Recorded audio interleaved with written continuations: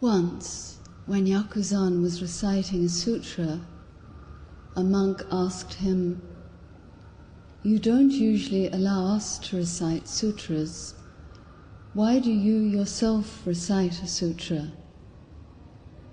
"I just want to entertain my eyes," replied Yakuzan. The monk asked, "Can I also recite sutras like you?" "If you want to recite sutras like me," answered Yakuzan, "you must pierce even through the hide of a cow." On another occasion, Yakuzan was asked by Governor Ri, "What are the precepts, meditation, and wisdom?" Yakuzan answered, "This poor monk hasn't such useless furniture." Ri said, "Don't be so mysterious." Yakuzan said, "If you want to have what I have, you must sit on the highest mountain, go down to the bottom of the deepest sea. You don't throw off your burdens even when you go to bed. You are busy with illusions."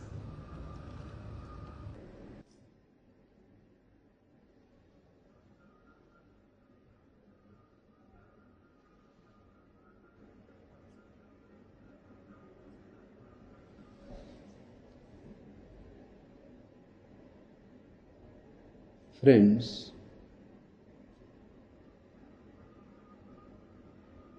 the Christian monks who have visited the ashram has sent me their idea of what religion has done for humanity, for civilization, for culture. And I have to discuss point by point that no religion, including Christianity, has done anything to humanity except harm.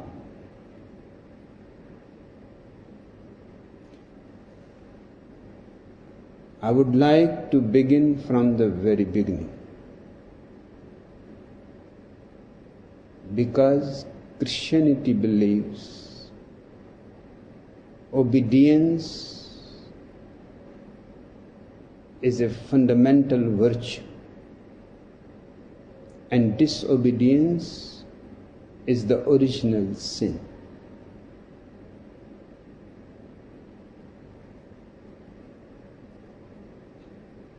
God created the world,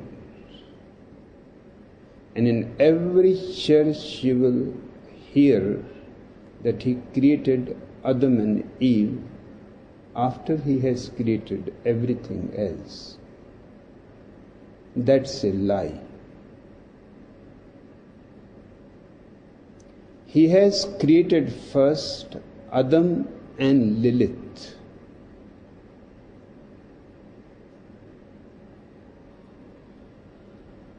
But it is not being told to people. There are reasons not to tell it. God created Adam and Lilith by the same mud.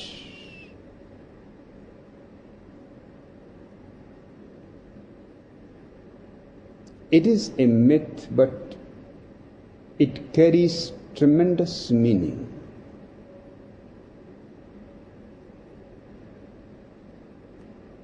And this shows the utter stupidity of God, that He created a small single bed, only one bed, the male chauvinist idea that Adam will sleep on the bed and Lilith will sleep on the floor. The woman cannot be equal to man.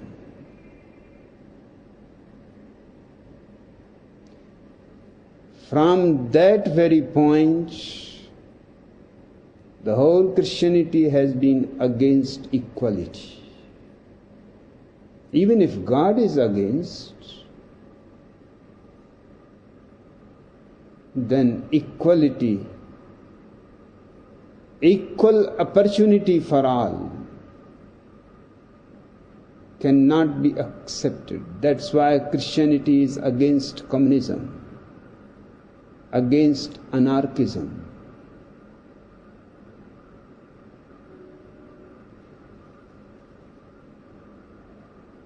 And I say the God was utterly stupid, because when you create a couple, you should at least create a double bed.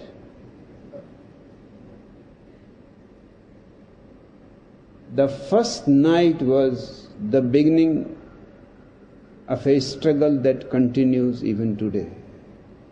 Lilith wanted to sleep on the bed, and Adam wanted to sleep on the bed, and two, the bed could not contain. So Adam threw Lilith down, Lilith jumped over Adam, and she threw Adam down. Just because of an stupid God who cannot think that a double bed is needed. The whole night continued the fight for equality that continues even today. In every bedroom, even though now there are double beds available, the fight continues, the pillow fight.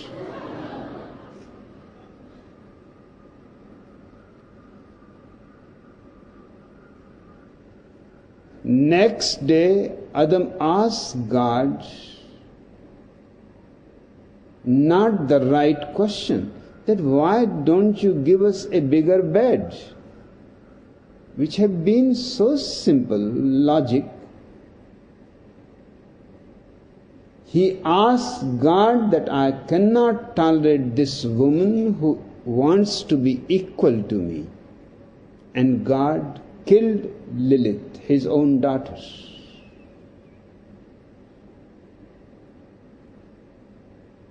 Neither Adam was asking for a bigger bed, not God suggested him that there is no problem. I have created the whole world, I can create a double bed. Just like that, a double bed. But God was also a male chauvinist. He favored Adam, although he was unjust to Lilith. And the injustice goes even to the point of murder. Murdering his own daughter because she was asking for equality.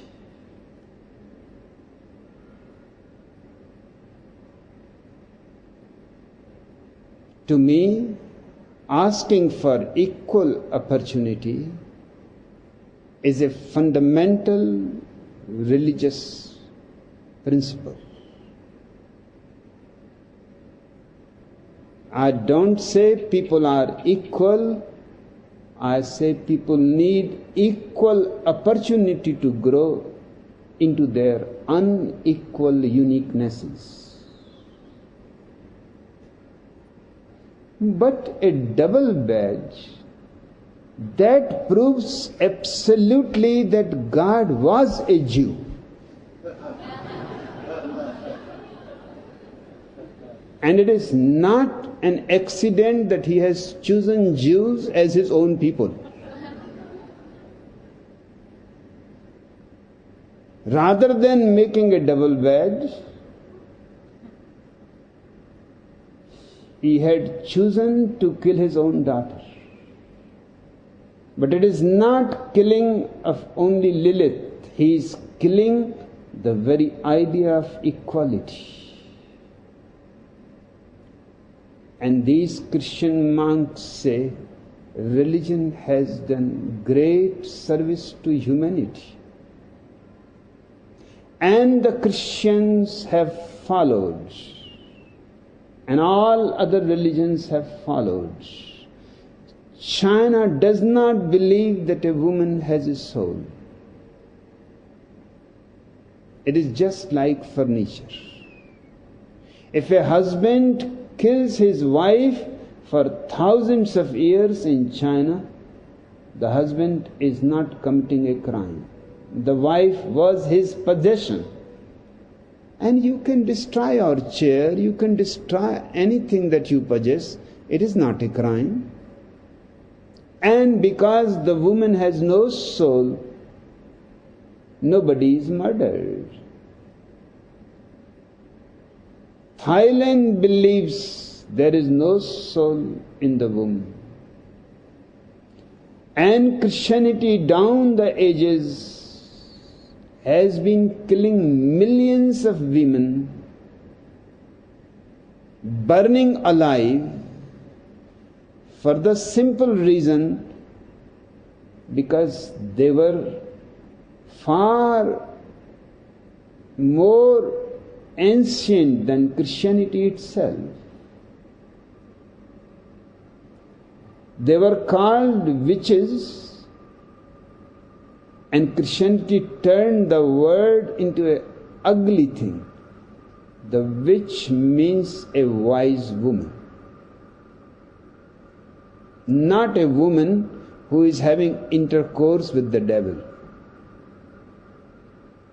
That is Christian invention. They could not tolerate wise women, because wise women means then what the priest and the bishop and the cardinal and the pope. A woman can be wise? Never.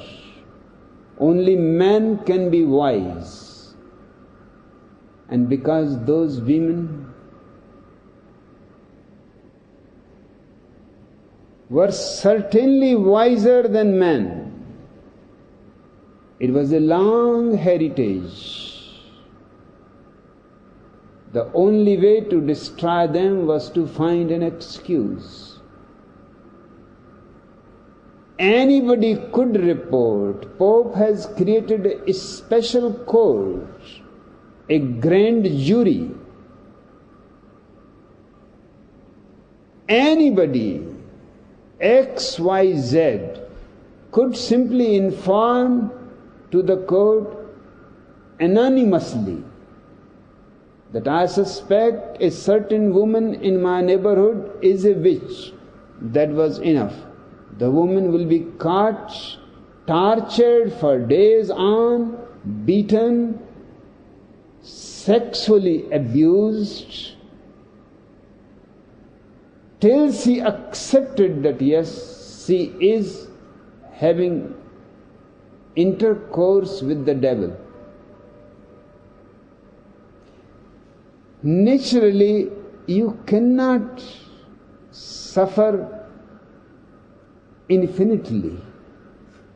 There comes a point your spine is broken.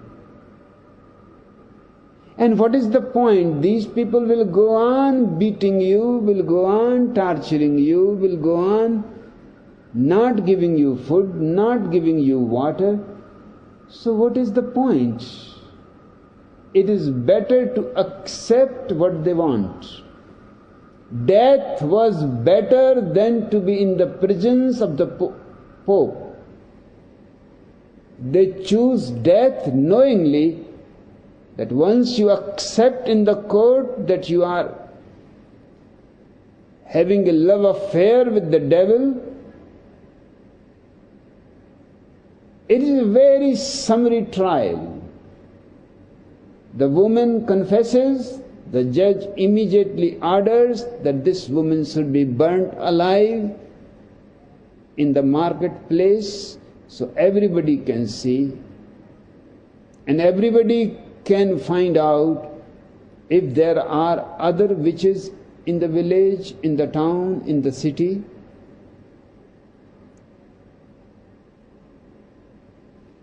Just the idea that a woman can be wise was unacceptable to man.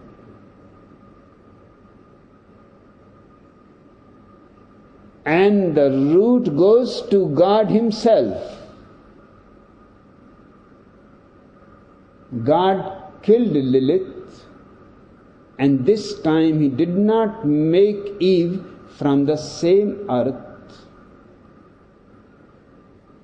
as He has made Adam, because that same earth has created the idea of equality.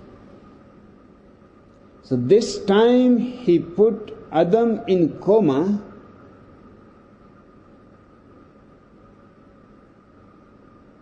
and took out the first surgery in existence, a rib bone, and out of the rib bone He created Eve. She will never claim to be equal to man, she is just a rib bone. She will serve man, surrender to man, obey to man, worship man, and every church goes on saying that God created Adam and Eve. Their own scriptures say something else, but that is not being told. Centuries of repetition that God created Adam and Eve in the beginning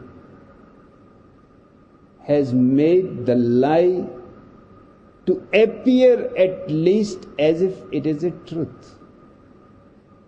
And a God who has created the whole world could not create a woman without taking a rib of Adam. It is very strange. But the idea is that the woman is nothing but a bone, nothing but a body. And she is secondary to man, and she has to be a slave to man. And this idea in different ways is found in all the religions. The woman cannot go to heaven from the body of woman. First, she has to be virtuous, chaste, dedicated to the husband absolutely. She may be born as a man in the next life. Out of this virtuousness of being a slave, slavery is virtue, obedience is virtue. The husband may be a drunkard, the husband may be a murderer, the husband may be a rapist, the husband may be doing all kinds of crimes, but the woman has to accept the husband as her God.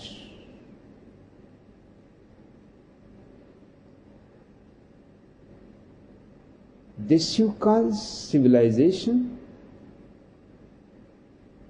One of the monks has said that Christianity created civilization. Absolute nonsense and absurdity. According to Christianity itself, God created the world 6,000 years before. In India, we have excavated Mohenjo-daro, a big, huge city just like Bombay. And Harappa, again another big city, which even Christians, because the man in charge of excavation was a Christian, marshal. Even he has to accept that we cannot reduce them more than 7,000 years.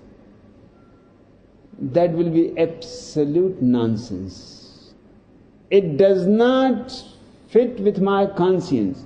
Although as a Christian I should put them below 6,000 years. But as a scientist, I can bring them at the most 7,000 years.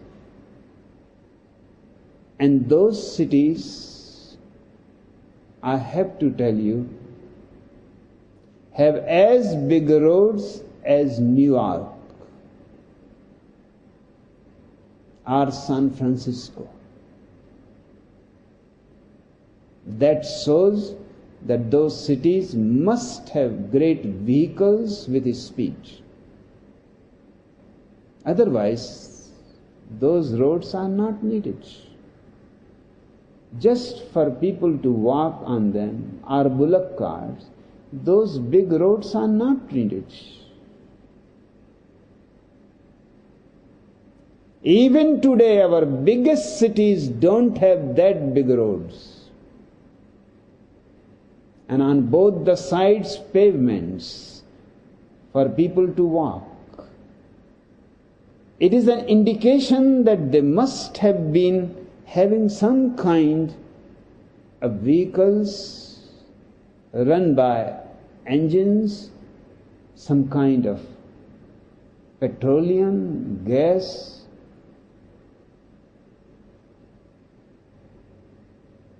Not only that they have big roads, they have huge buildings.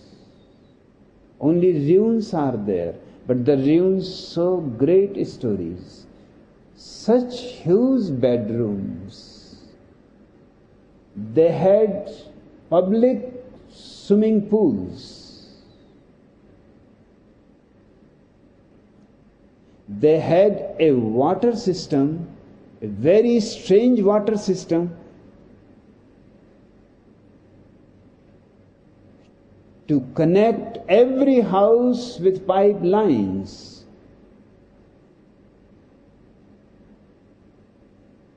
Every house has a bathroom, a toilet, and do you think Christianity has civilized the world? Just 100 years before, in American Supreme Court, there was a case against a man who has just now come from Europe and has found that in Paris, people are having bathrooms attached to their bedroom. So he has made first bathroom attached to bedroom. The whole Christianity was against him. Great processions that this is absolutely dirty to have a bathroom attached to the bedroom. Bathrooms, toilets have to be far away back of the house. And the man has to fight up to Supreme Court to win the case. Just 100 years. And 7,000 years before in Harappa and Mohenjo-daro, they had attached bathrooms, toilets to their bedroom. They had a water system. Making water available to every house, every bathroom, making water available to public swimming pools. And there were private swimming pools also in very big houses, which were certainly of rich people, kings and queens. And 7,000 years is the minimum The more possibility is they are more ancient than 7,000. Because there is no mention in Hindu scriptures about Harappa and Mohenjo-daro. Such huge cities and no mention of those cities.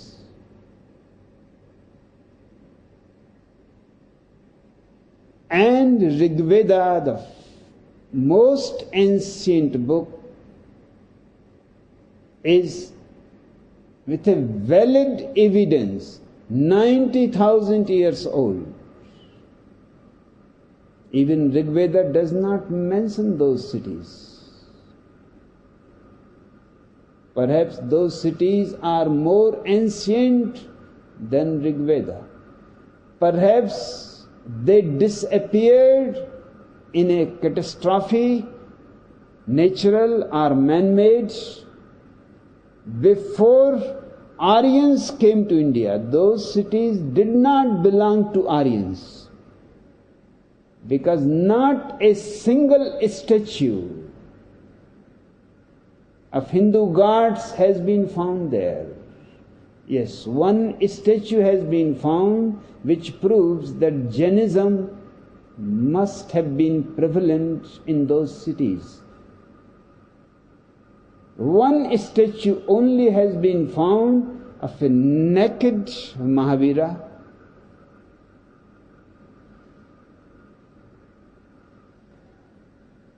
But nobody can say whether it is Mahavira or 24 other Tirthankaras of the Jainas, anyone.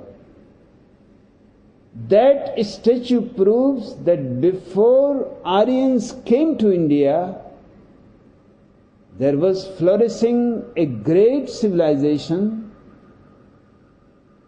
and that also proves that Jainism is far ancient than Hinduism.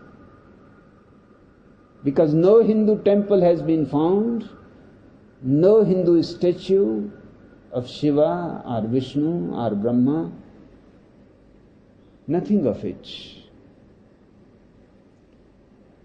And you will not believe, these two cities went into 7 times in destruction.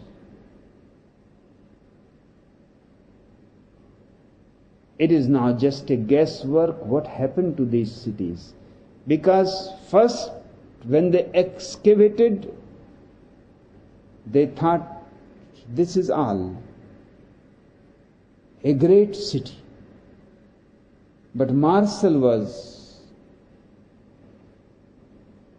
interested to dig more, because he was suspecting that such a big city cannot come into existence from nowhere. There must have been other big cities, so he started digging outside Harappa and Mohenjo-daro, and he was surprised. There was another layer of huge mud, perhaps volcanic explosions, and under that mud another similar kind of city with the same facilities. And then he became interested to dig more. 7 layers had been found. It seems for thousands of years Harappa and Mohenjo-daro were going into convulsions. Destroyed, they made it again. Destroyed, they made it again. 7 times. It must have taken thousands of years for those cities, and ultimately they were destroyed. It is just for us to guess whether it was nuclear weapons those people were accumulating, because all their cities show scientific technology. or it was nature. But nature cannot be so harsh that 7 times it will destroy a city. Most probably it was man himself. Perhaps Harappa and Mohenjo-daro were in fight, and they were destroying each other and building again, whoever has survived, another city on top of the old city which has been bombed and destroyed.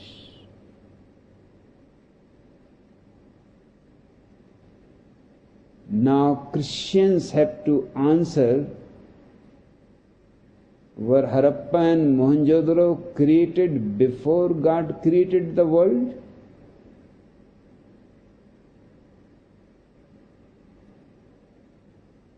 Rig Veda was written 90,000 years before, and God created the world only 6,000 years before. The Christian eyes are very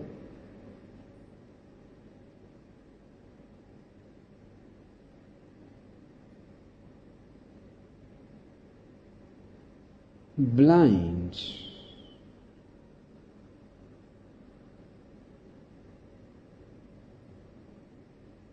They cannot look into existence because of their scriptures. The scriptures prevent them to see the reality. Now it is absolutely certain that Rig Veda is 90,000 years old, because in Rig Veda a certain constellation of stars is described in absolute detail. And that constellation has never happened again. It happened according to astronomers, scientists, 90,000 years before. So the people who wrote Rig Veda, they must have watched it. Their description is such exact detail that it cannot be that they were imagining it. There is no possibility. And that constellation has never happened again. Perhaps in future sometime it may happen again. That is a scientific proof of Rig Veda's ancientness.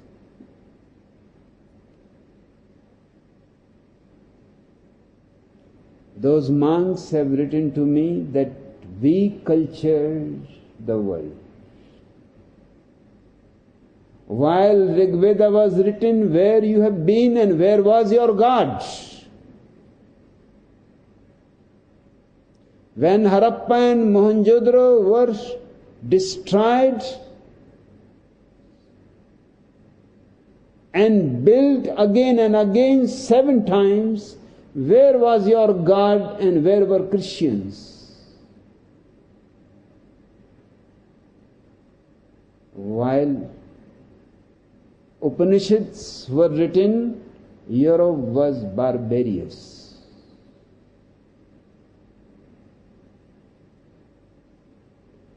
You will be surprised to know arithmetic was born in India.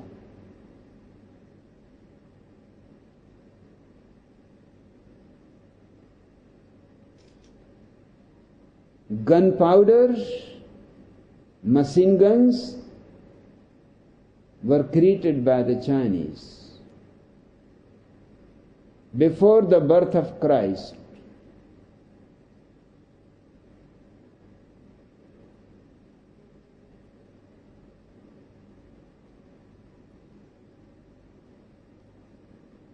Alphabet was born in India.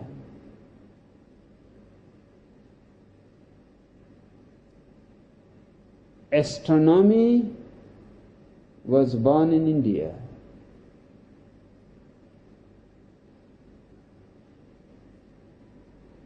But why these people stopped? They could have moved towards nuclear energy.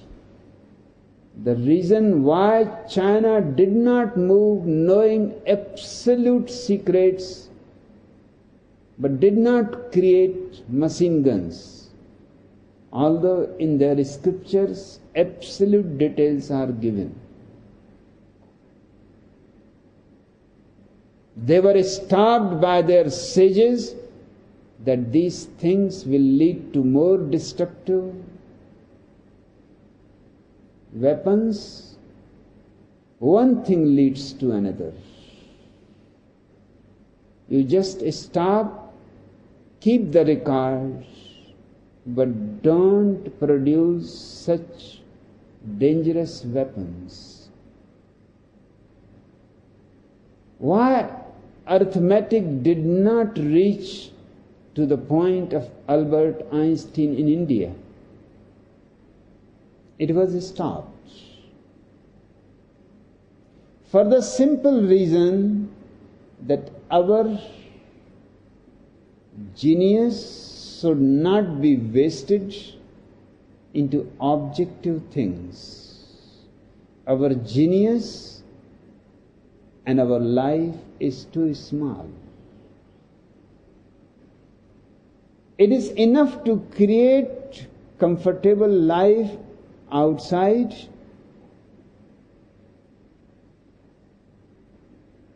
and then go inwards. The ultimate journey is inwards.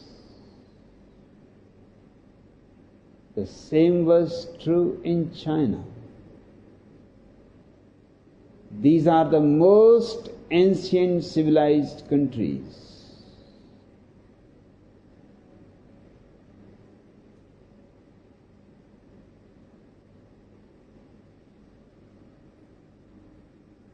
And the original sin, according to Christians, is committed by Adam and Eve. According to me, the original sin is committed by the Christian gods. When He created from the rib bone of Adam Eve, He told both that in the Garden of Eden, the Garden of Paradise, God's garden,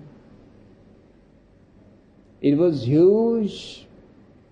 There were millions of trees. God pointed to two trees that you should not eat from these two trees.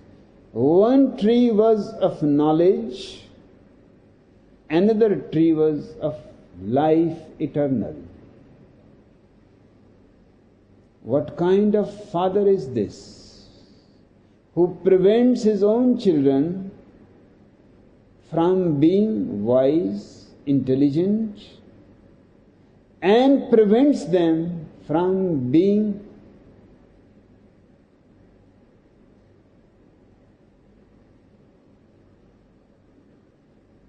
eternal, going beyond the circle of life and death? What kind of God is this?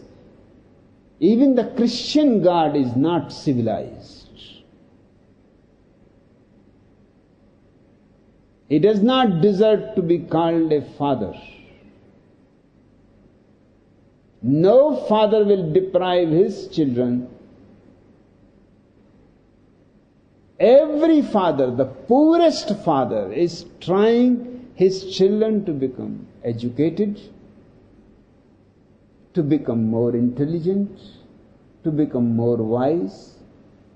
And every father is trying to pray for their children to have longer life.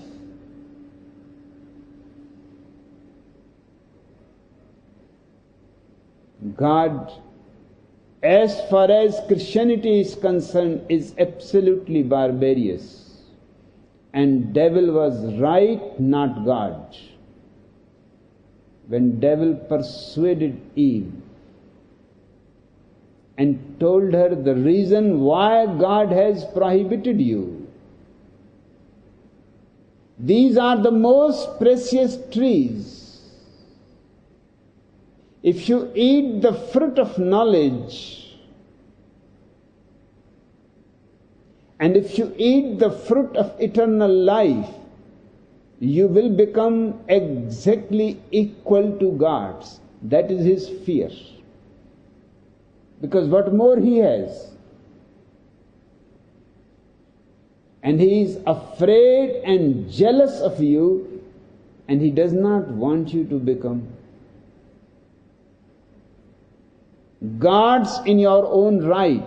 He wants you to remain buffaloes chewing grass, real grass. I want to ask the Christians of the whole world, if devil has not inspired Eve, you, your pope, your cardinals, your bishops, archbishops, your Jesus, your Moses, all would be chewing grass in the Garden of Eden, just like buffaloes, utterly content. Only grass was left for them to chew, not even chewing gum.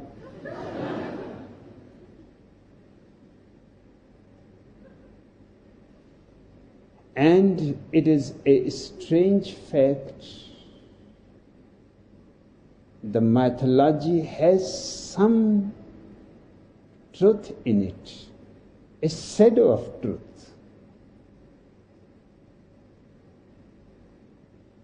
God found them red-handed eating the fruit of the tree of wisdom, and it was nothing but an apple. Avoid apples, that is original sin. For 3 years I remained only on apples, just to see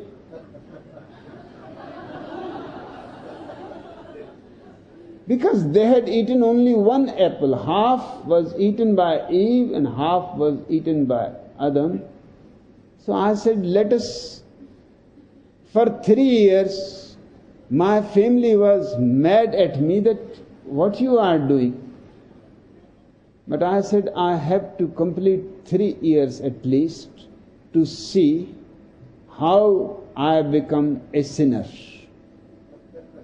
And nothing happened. 3 years I must have eaten as many apples as no man in the whole history. Just apples and nothing else.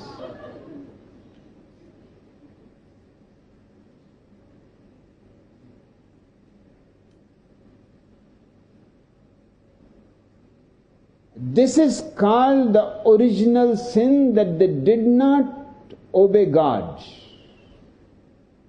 And because they committed the original sin of disobedience, you are all original sinners, because you all have come from their blood.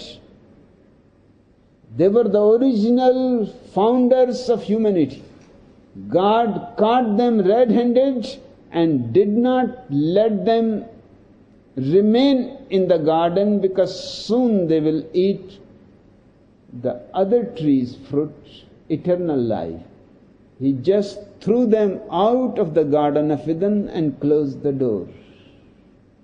He wanted them to remain ignorant, and he wanted them to suffer the pains of birth, life and death eternally. Who is committing the sin? God or the devil or Adam and Eve? Being without any prejudice, you can see God is the criminal.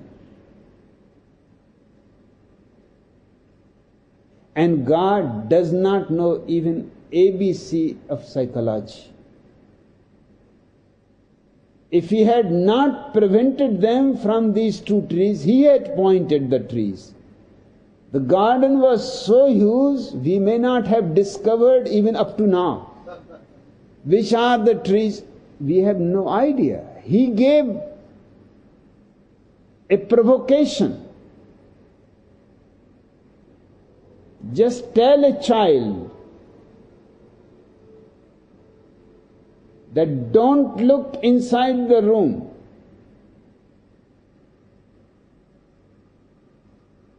And even the retarded child will look inside the room.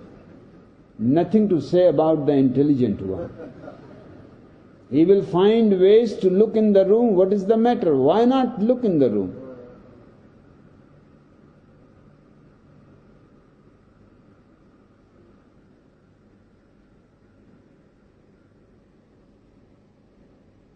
In one family, of course, a Christian family,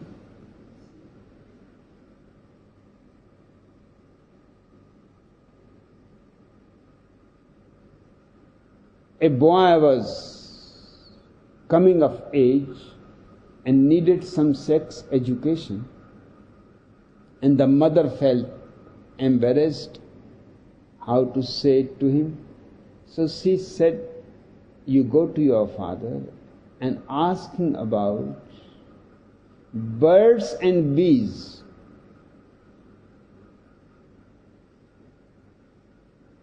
He said, "But I don't want to know about birds and bees. That is a metaphor for sex. Birds and bees." So the boy went to the father and he said, "My mother has sent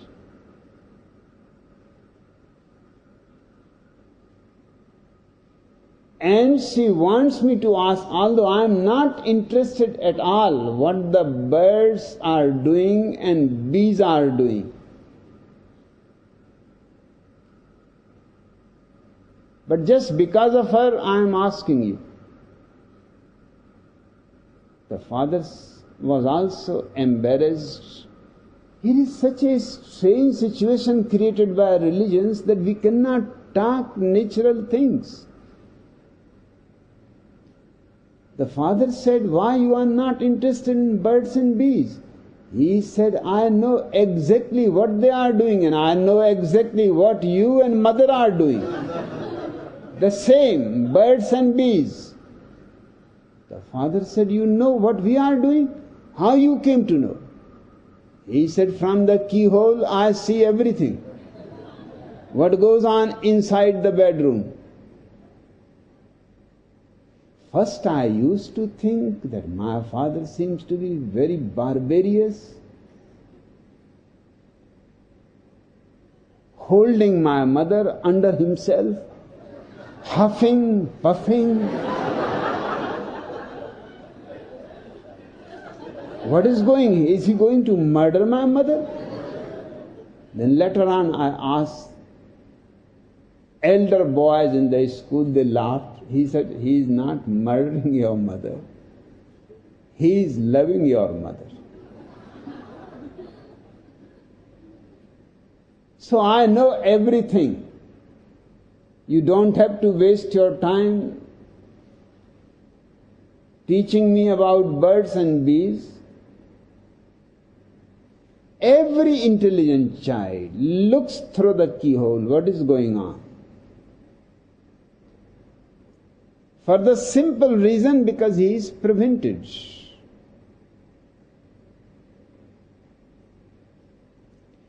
Prevent anybody and you create a provocation. This is simplest psychology. No Sigmund Freud is needed. Just a little intelligence. Just tell people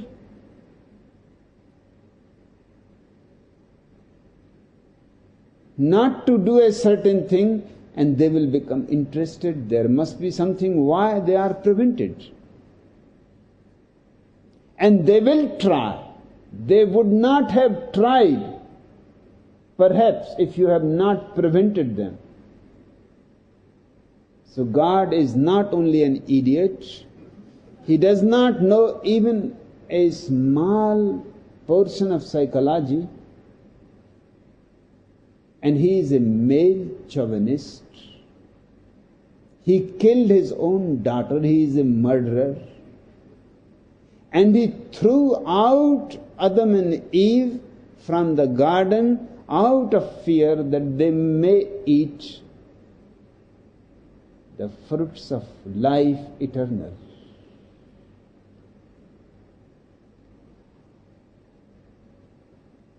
I consider devil to be the first revolutionary in the world. I consider Eve to be the first to be convinced of the revolution. I consider Adam third to be persuaded by the wife.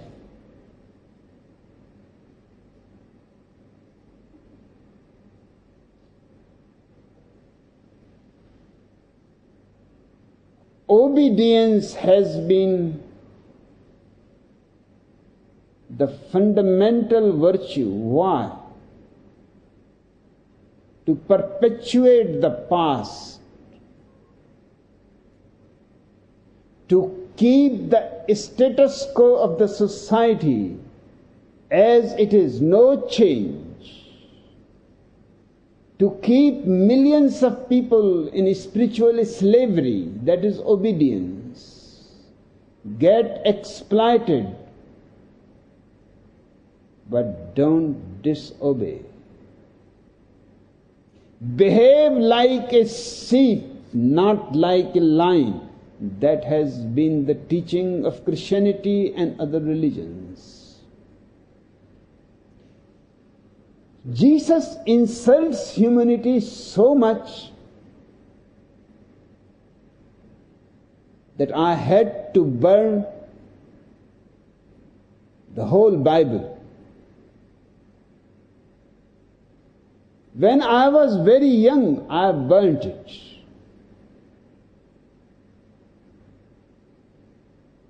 My father asked me, "What are you burning?" I said, "It is none of your concern." But he said, "At least I can inquire." I said, "Yes, you can inquire. It is Bible. And the same is going to be the fate of your religion's books. Whenever I find something ugly, I don't miss the opportunity to destroy it." Jesus says to people, you should behave like sheep, and I am your shepherd, and you should obey me, and you should be loyal to me, and you should believe in me. That's all that you need, and I will save you. At the last day of judgment, I will choose my sheep and tell God that these people belong to me, let them in, and others have to be thrown into hellfire.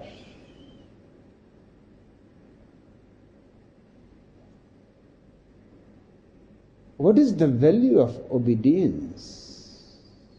Yes, every politician wants obedience. Every priest wants obedience. Every general wants obedience. Every rich man wants obedience from the servants. Every husband wants obedience from the wife, from the children. All vested interests are based on obedience. I teach you awareness. And if your awareness feels things right, obedience follows. If your awareness feels things are not right, disobedience follows. I don't teach you obedience or disobedience. I teach you simply awareness, clarity of your vision. So you can see yourself, obedience has done much harm to humanity than disobedience would have done. If all the armies disobey, there will be no war. 5,000 wars, humanity is fighting continuously somewhere or other. There is not a peaceful moment on the whole earth. Somewhere or other, killing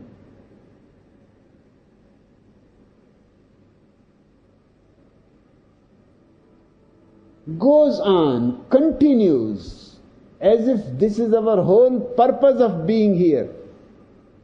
On what all these armies are based? Obedience.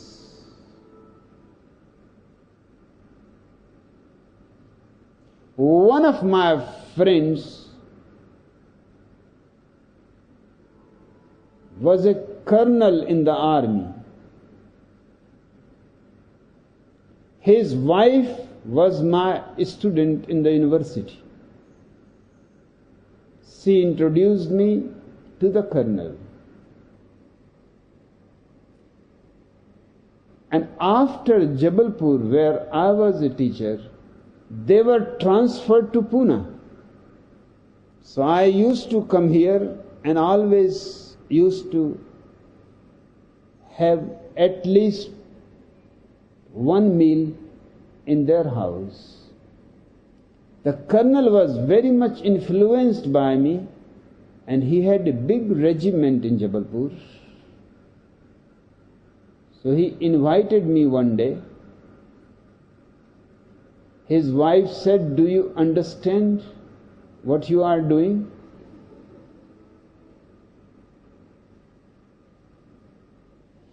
He said, "He is a nice fellow." The wife said, "That's true, he is a nice fellow, but he will teach to your regiment disobedience." He said, "Are you going to teach my regiment disobedience?" I said, "Certainly." He said, "Then the program is cancelled." My God, if my wife has not told me, I said, "I want to teach all the armies of the world disobedience. If they disobey, then let the president and prime ministers have wrestlings, boxings. They can enjoy, and we will enjoy on television. But there is no need for millions of people to be killed continuously.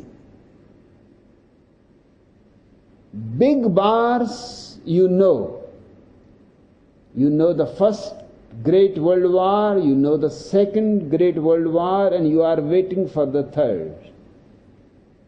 But after the Second World War, up to now, there have been 125 wars which are small. But even small wars kill millions of people. Just because they are located in a small area,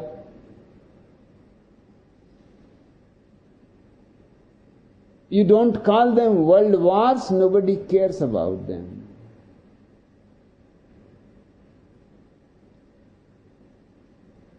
Nobody counts how many people are daily killed because of obedience.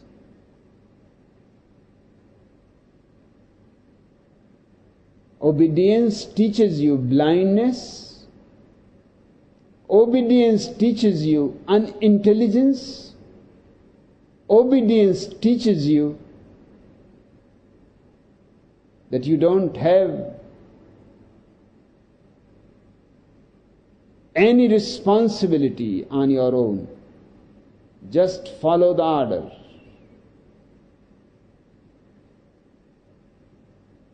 But the order is to kill people. The man who bombed Hiroshima and Nagasaki, the pilot of the plane,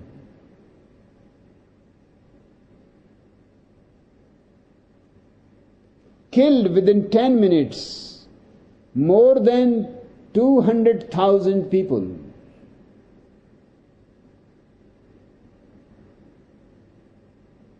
And he slept perfectly well in the night. Not even a little pinching conscience, what I have done.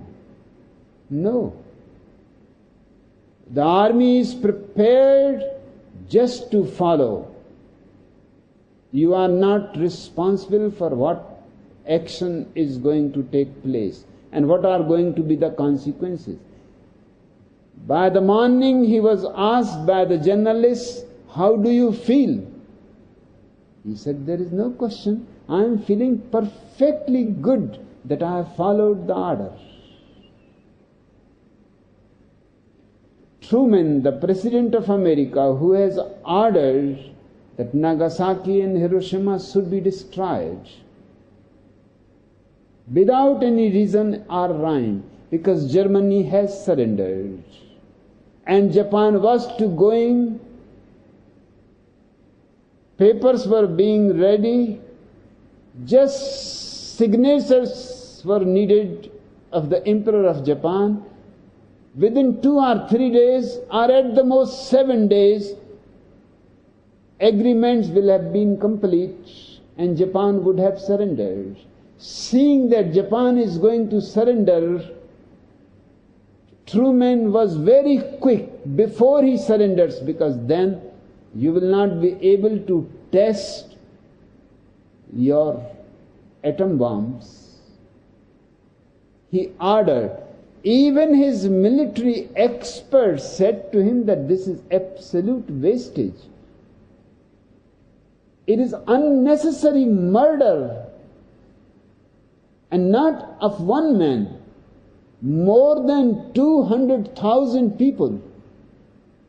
Hiroshima and Nagasaki were big cities.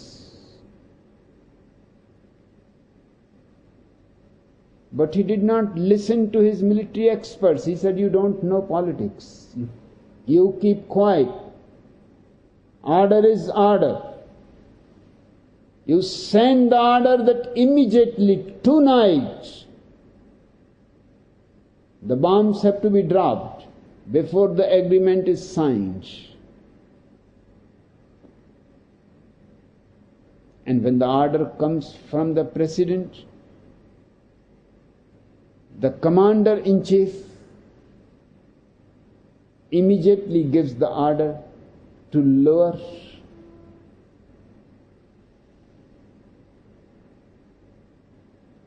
trained people just to follow, because obedience is the greatest virtue. Truman was also asked the next morning that it was your order. How do you feel by killing so many people unnecessarily? Because the whole world can see that Japan was going to surrender. There was no need at all. The war has almost stopped.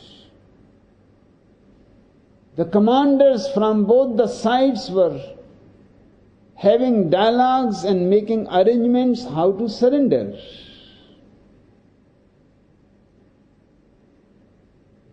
Truman said, "I had to test the atom bombs. We have wasted so much money in creating atom bombs. I am perfectly happy that the bombs worked. And now we will be growing more into atomic technology."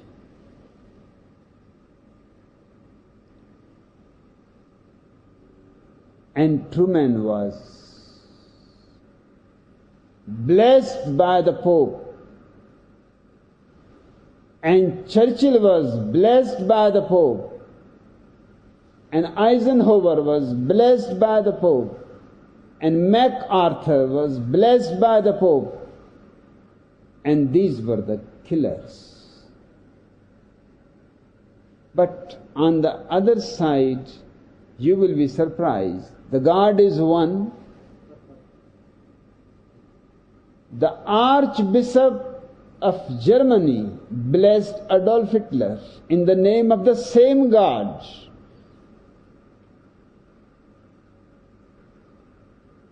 The Archbishop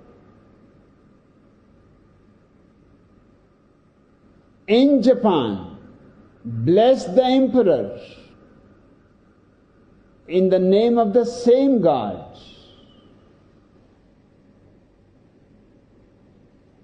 And it is such that one does not know whether to weep or to laugh.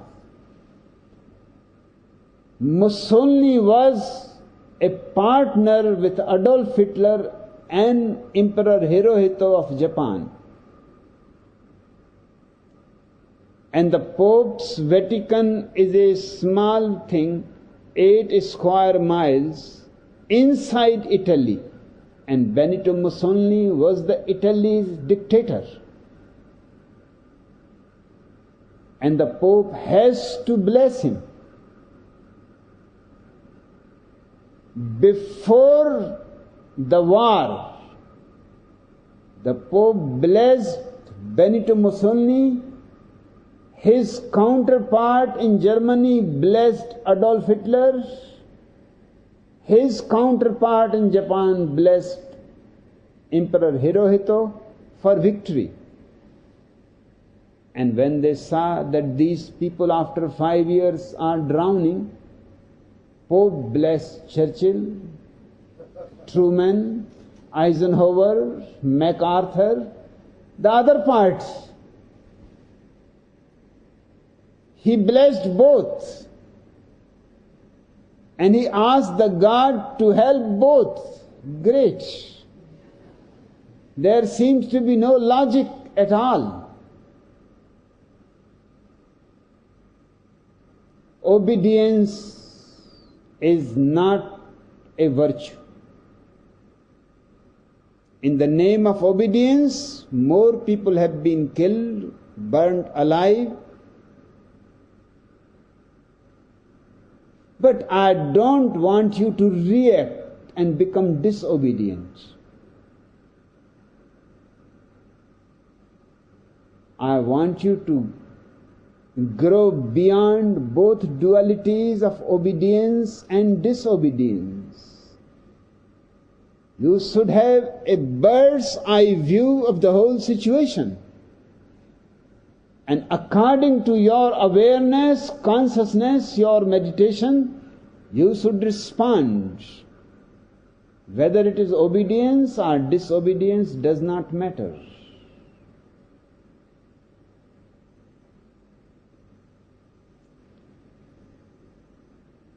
They have said in their questions that Christianity has given world faith, hope, and charity. What is faith? It is always blind. A man who knows does not need faith. I don't ask you to have faith in me. Jesus asks. Krishna asks. Have faith in me.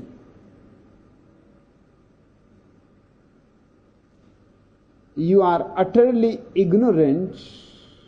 In your ignorance, whatever you believe in, whatever is your faith, is a byproduct of ignorance, of fear,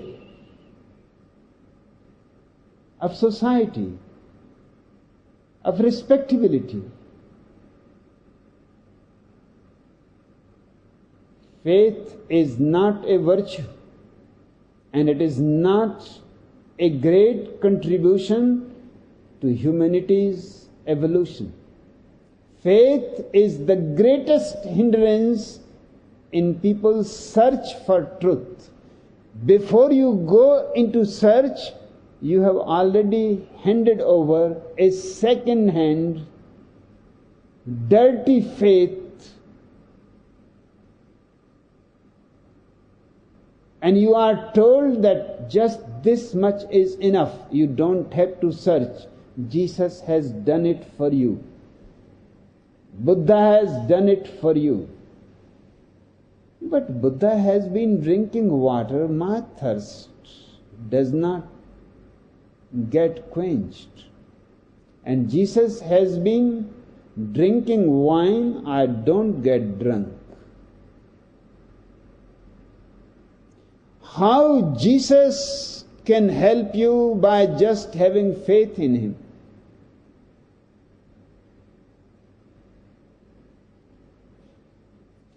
Faith simply means hiding ignorance. And it is very cheap. Truth needs great energy, great urgency, and a total involvement in the search. Truth is within you, faith comes from outside. Anything that comes from outside is not going to help you. You cannot take it in. Truth is already alive in you. You don't need any faith. It is faith which has kept humanity ignorant. It is not a contribution to evolution, it is a contribution to involution. Involution means going backwards, not forwards. Faith is always in the other. In Jesus, in God, in heaven, in hell. It is always outside you, and truth is within you. Having faith, you are moving outside, farther away from the truth. I am absolutely against faith, against all belief systems, because they have been preventing humanity from discovering their own Buddhahood, their own godliness. But no priest wants you to discover that you are divine. Every priest of every religion wants you to go away, far away from yourself, so he can exploit you.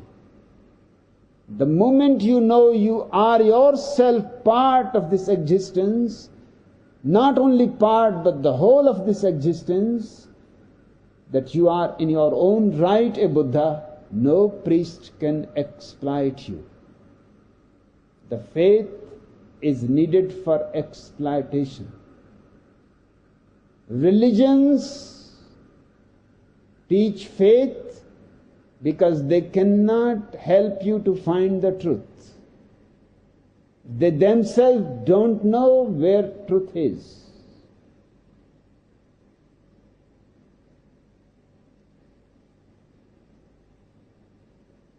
The commander-in-chiefs of the world want their armies to have faith.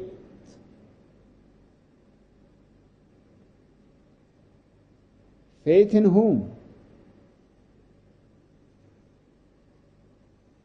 Every Christian army carries, even to the war field, a small Bible. Just one time it worked in the whole history.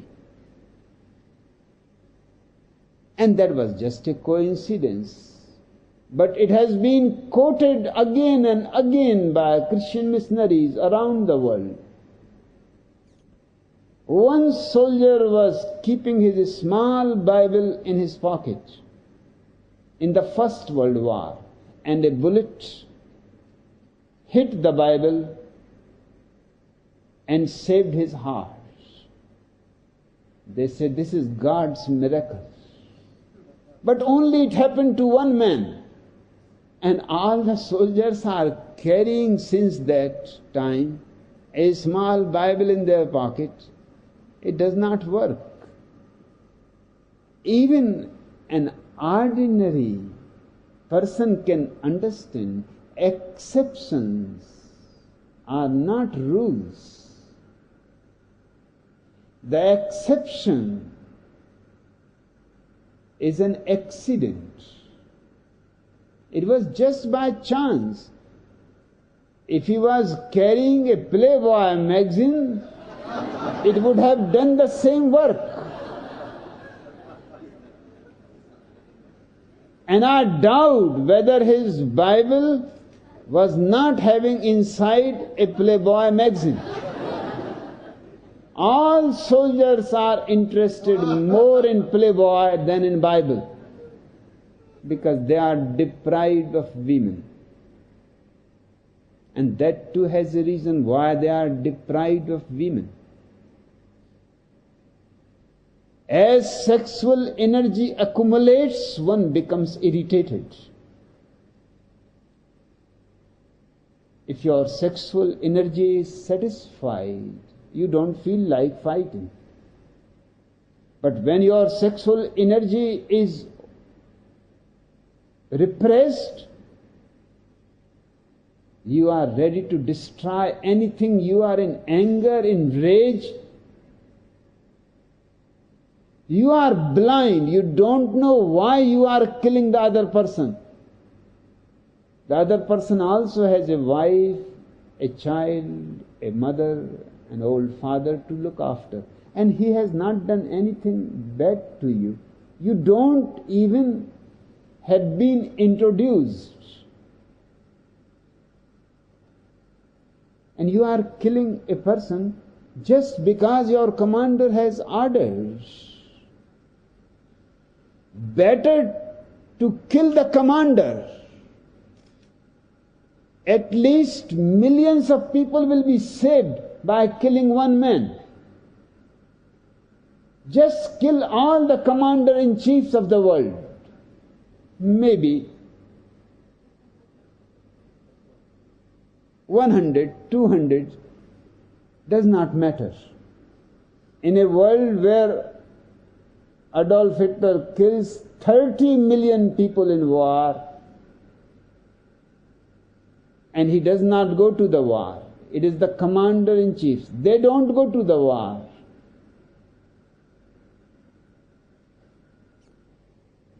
It is the lower officers. They don't go to the war. It is a hierarchy. The poorest soldier at the last end of the hierarchy goes to the war. He receives orders. He does not know from where those orders are coming. The President Truman is in Washington White House, and the order comes to MacArthur, who is in a warship outside the area of Japan. And then the order goes to a pilot, and the pilot does not know from where it is coming. And Truman is a religious man. He goes every Sunday to the church. White House has a special church for the presidents. What kind of religious people are these? Even his name should be changed. Truman. He is not even man, and you are calling him Truman. He is the greatest murderer in history. Nobody has killed so many people simultaneously. Within 3 minutes, Hiroshima finished. Within other 3 minutes, Nagasaki is finished. Within 4 minutes, the pilot is back. In 10 minutes, the whole massacre is complete.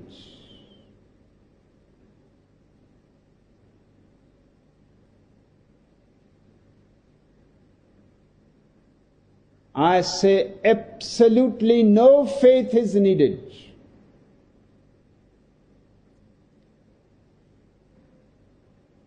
I teach you trust, not faith, not belief. Because faith and belief are in others. Trust is in yourself. I want you to trust in yourself. The existence has brought you.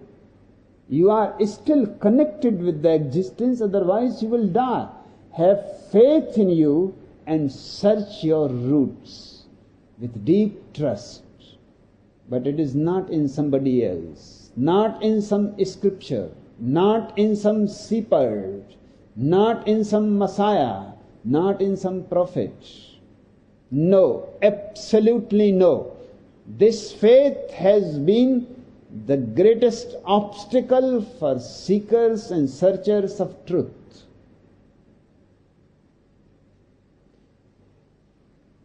Hope is another danger. And these monks have sent me these words. They don't know me at all. Hope, in other words, is called by Karl Marx the opium of the people. And he is right. Who needs the hope? The rich man does not bother. It is the poor. It is the sick.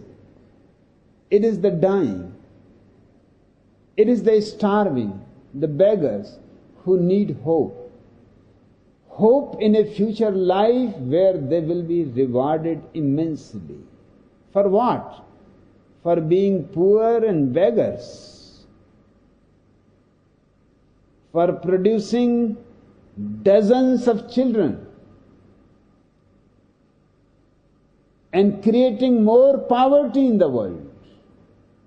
They will be rewarded in heaven. It seems God wants this world to be turned into slums. Then He will be very happy. Everybody will have faith. Everybody will be obedient. Everybody will go to the church. And God will be immensely happy. But if people are having trust in themselves, who cares about God? You are coming closer and closer to your own godliness. You have found your own shrine inside. The outside God becomes a fiction. And hope is always for the future. And the reality is always in the present. Hope deprives you of the present. And the present is the only moment you can explore your reality, your beauty, your truth, your divineness.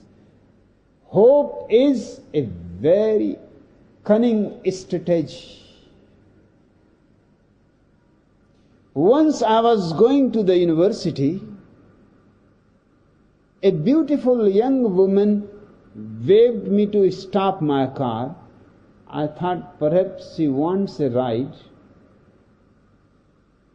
So I stopped the car.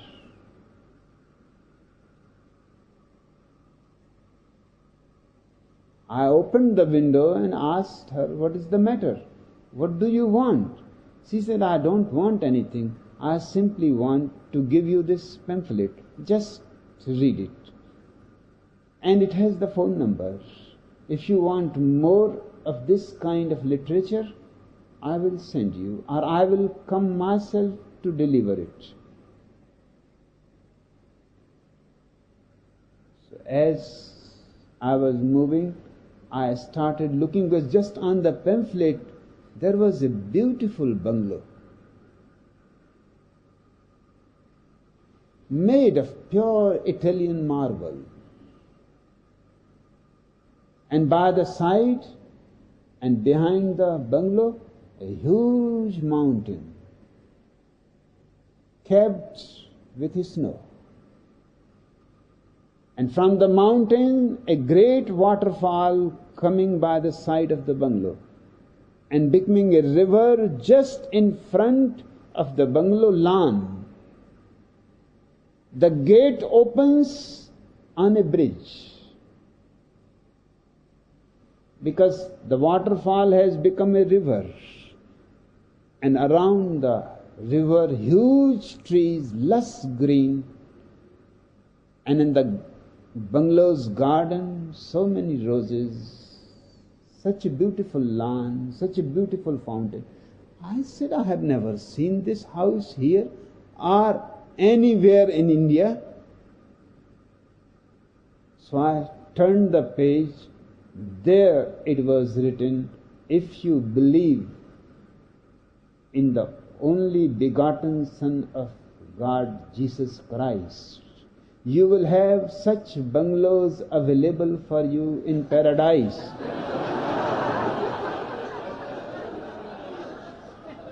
So cheap.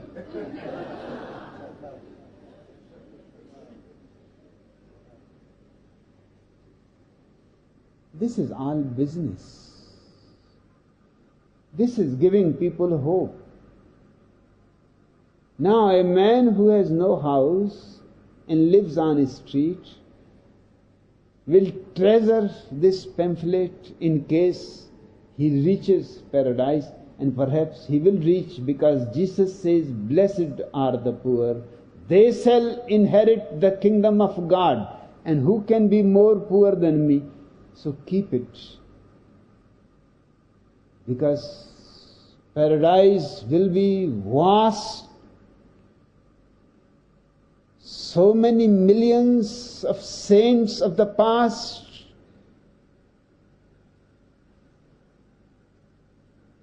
and I would love to find this bungalow.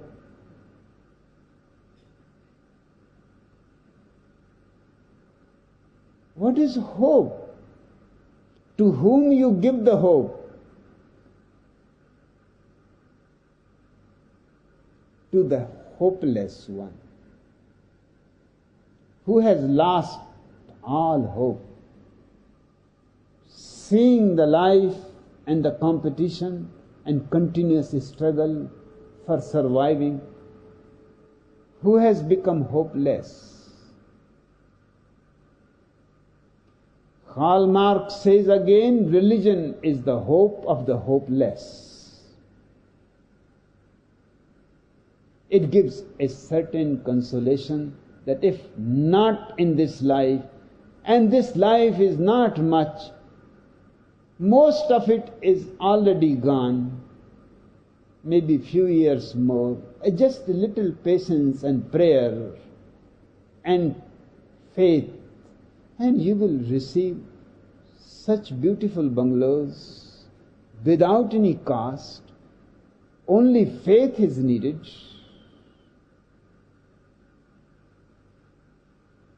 Hope is not, again, a contribution to humanity's progress. It prevents progress. It makes people believe in dreams.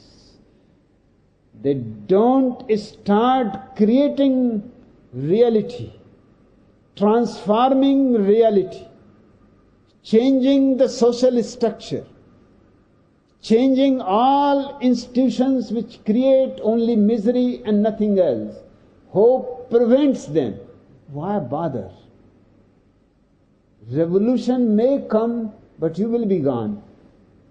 And in revolution, getting involved, you will not be able to pray, you will not be able to go to the church, you will not be able to have enough faith. If you have enough faith, then this society, this structure is made by God. You have to be patient. It is a fire test for you. Your poverty, your sickness, your death, everything. Just be quiet and have faith in God. Just today I have received such an ugly story you will not believe.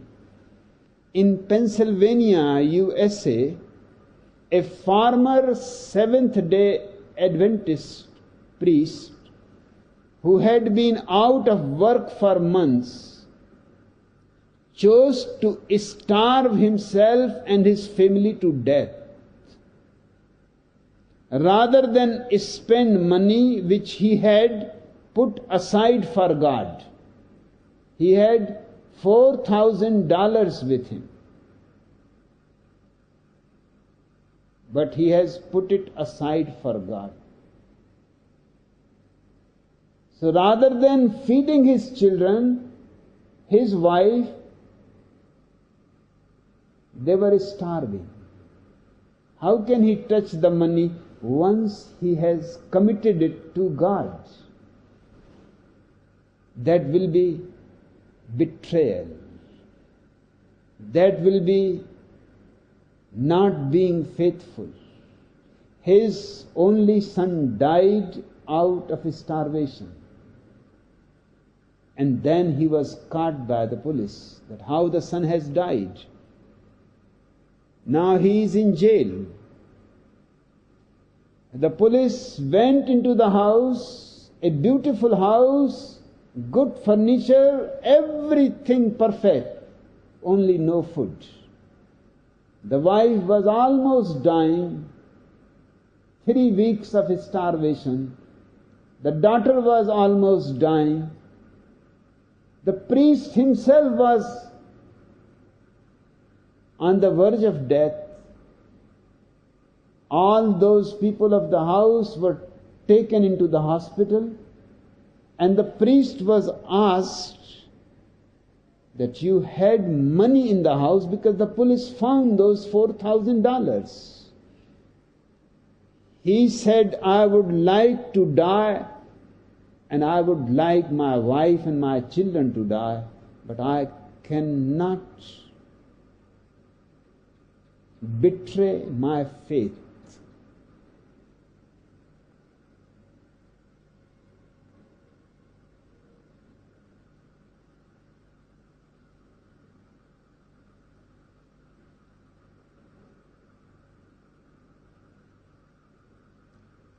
And even in this situation, he is in jail, in the jail's hospital. He says that he is being charged with murder. Certainly he has murdered the son. And he was going to murder his wife and his daughter, and he was going to commit suicide himself. The priest says that his faith in God was not shaken.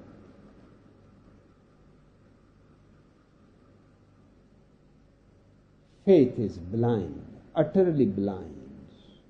Hope is blind. And I have talked about charity to you. But I will tell a small anecdote. A Christian mother was telling his small son that it is your duty, being a faithful Christian,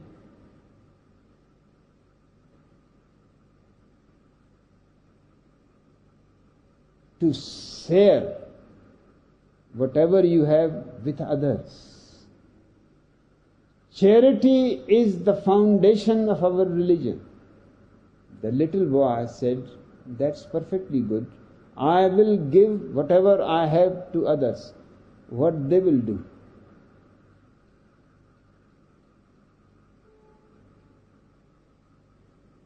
The mother said, what they will do? He said, I am asking, am I the only faithful Christian in the world? Is not somebody else going to give his toys to me when I have given my toys to somebody else in charity? The mother said, God will take care. He said, this seems to be very unmathematical. He was learning mathematics. The mother said, "What do you mean?" He said, "It is so simple that there is no need for me to explain. It is an absurd idea. I give to others, they give to me.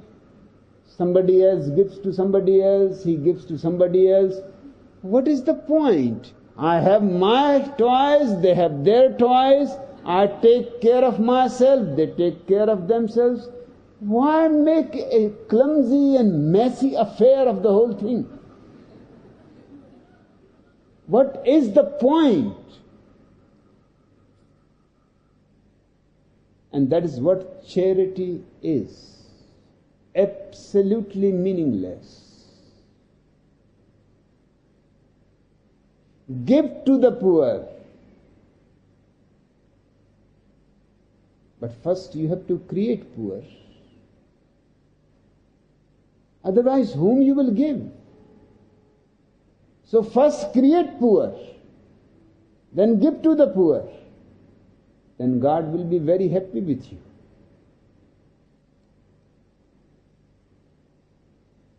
In a small school, a Christian teacher is telling to the students a 1 hour long sermon how to get to heaven. And finally she asked a little boy, elder,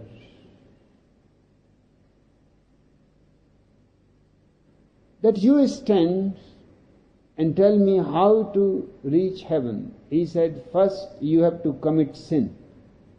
He said, what? He said, yes.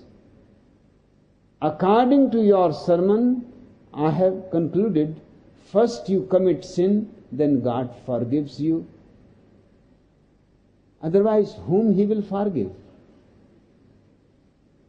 And he will feel very miserable if he has nobody to forgive.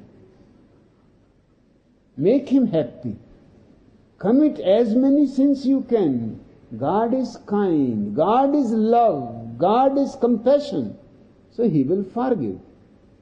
And he is sitting there for eternity just for one idea, to forgive people. Have mercy on God. Commit sin. That is the way to heaven. A clear-cut arithmetic. But the teacher was shocked. She could not believe that boys, small boys, can come to such conclusions. But it is not only small boys. Umar Khayyam, a great Persian poet, has written in his Rubaiyat, which Fitzgerald has made world famous by translating it into English. Rubaiyat means poetries. It is a very special kind of poetry, Rubai. Just like haiku is in Zen, Rubai is in Sufism. In one of his Rubai, he says, don't be worried. Enjoy women, enjoy wine. God is compassionate.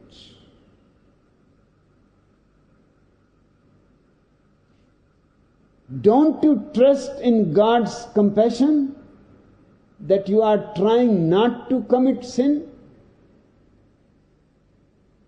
Commit as many sins as you can. Give God a good opportunity to show His compassion, love, forgiveness. So it is not only a small child, a very great poet also has the same idea.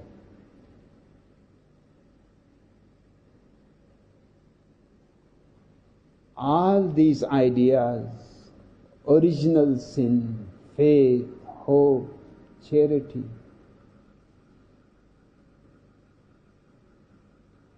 have not made the world better.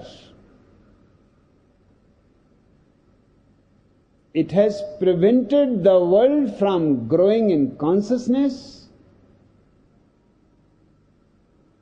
growing in its experience of the real existence, and transcending all poverty, all birth, all death, and becoming part of one with the eternal life. We are searching the same tree that Adam and Eve missed. Eternal life. Christianity has no meditation, because meditation will take you in. It has prayer. Prayer takes you out. Prayer is towards a fictitious God. Meditation is deep into your own existence. It is not fiction. You are a reality. God is only invention.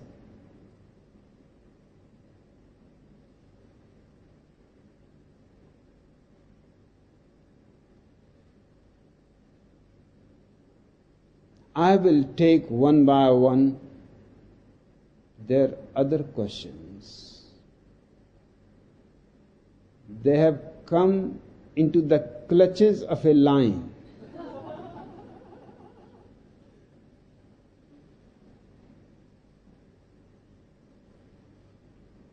The sutra.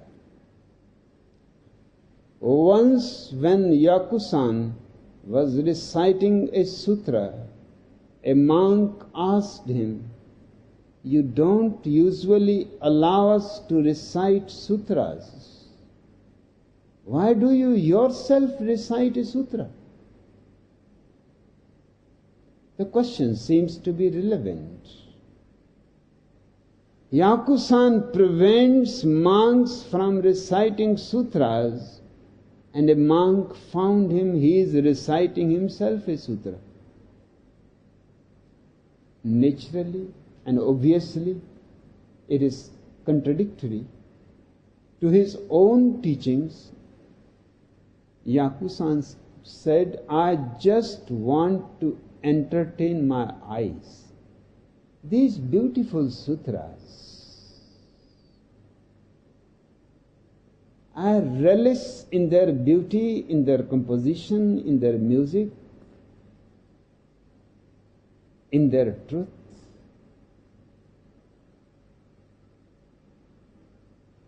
In their immense implications. I feel fresh. My eyes become sharper. It is just an entertainment for my eyes."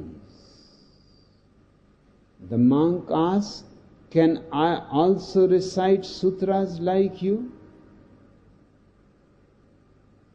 Again you will feel the question seems to be relevant. Now it is no more. When the master recites the sutra, he already knows the truth. Hence he finds the truth in the sutra. A man who does not know the truth will be simply wasting time. He will not find any truth in the sutra. He will become knowledgeable, but he will not become enlightened.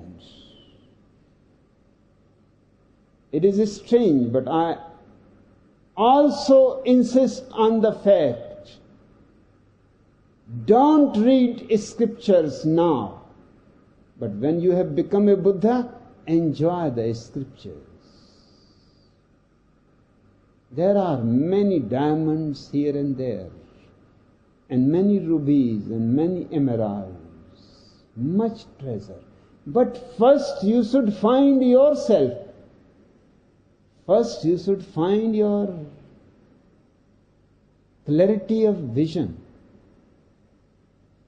An ignorant man An unconscious man will stuff sutras into his mind,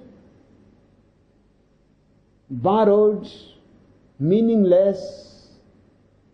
But a man who has realized, who has come to his very center, a man who does not need to read the sutras, he knows the truth, can entertain himself. It is almost like a bank. The same principle. If you have money, the bank is ready to give you a loan. If you don't have money, no bank is ready to give you a loan. It's strange. Ordinary logic will be the man who has no money, give him the loan, and the man who has money, there is no need to give him a loan. But that is not how banks work. The same is true on a higher level. A man who has the truth has no need to read the sutra, can enjoy it. It is a beauty. He can find nuances which you will never find. He can find diamonds which you will pass by because you don't know what a diamond is. You have known only stones, colored stones. I am reminded of a story. A poor man, a potter. In India, the potters use the donkey to carry their pots to the marketplace to sell, mud pots. He was coming back, selling all the pots, sitting himself on the donkey, and then he saw by the side of the road a huge stone, shining, radiating. He said, "Great, my donkey will enjoy it. I have never given him anything." So he got down, he picked up the stone. It was not a stone.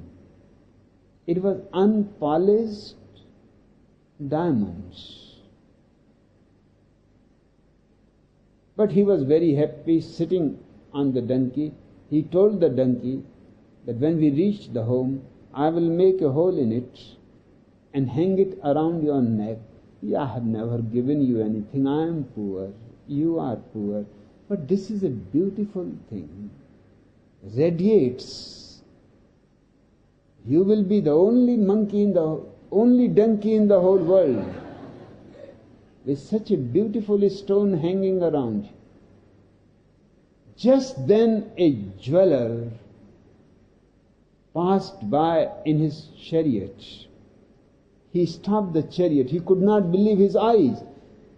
A man sitting on a donkey holding such a huge diamond, many more times bigger than Kohinoor, which is now in the British Museum, given by the Queen as a gift. It was a gift from Nizam, Hyderabad. Hyderabad has the greatest quarry of diamonds. All big diamonds have come from Hyderabad. The village's name is Golconda. He has presented that diamond, Kohinoor,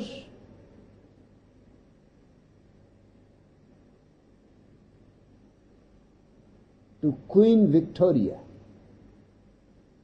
Then it was polished and cut. Now it is 1/3 of its weight, but 1,000 times more valuable, because the more it is polished and cut, the more it shines, radiates. It is the purest diamond in the world. You can see through and through. There is no flaw in it. India has been asking it back because it was a present and British Museum has no right to keep it.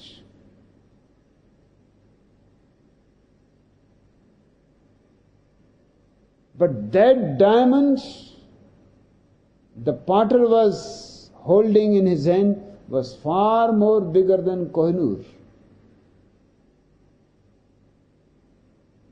The charioteer stopped. The jeweler came down. He said, "How much you will take for this stone?"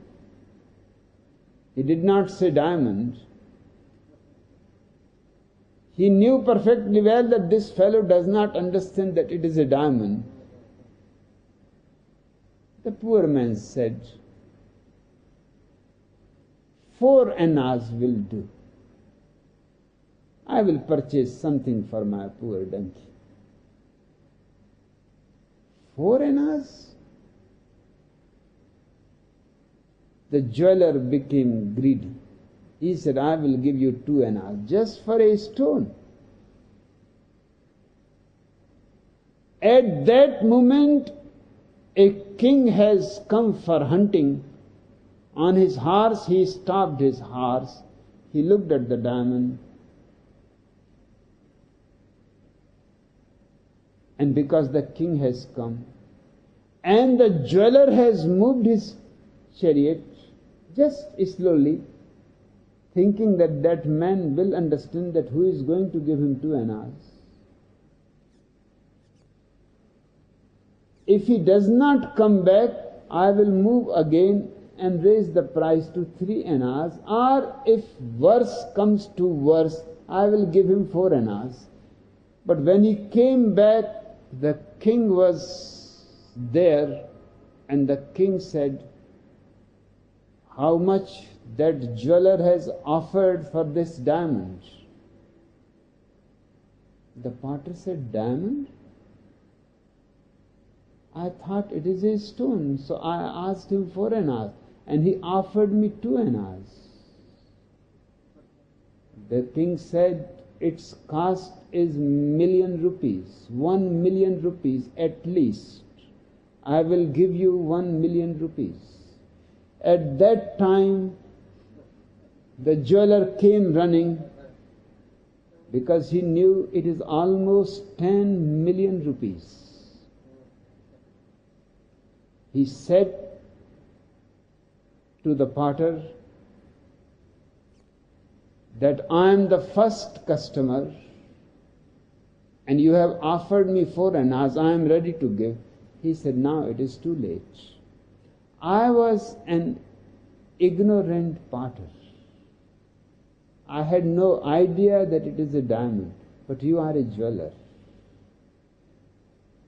Your greed is infinite. You could not take in 4 annas, but the king has given me the order to take it to the palace for 1,000,000 rupees.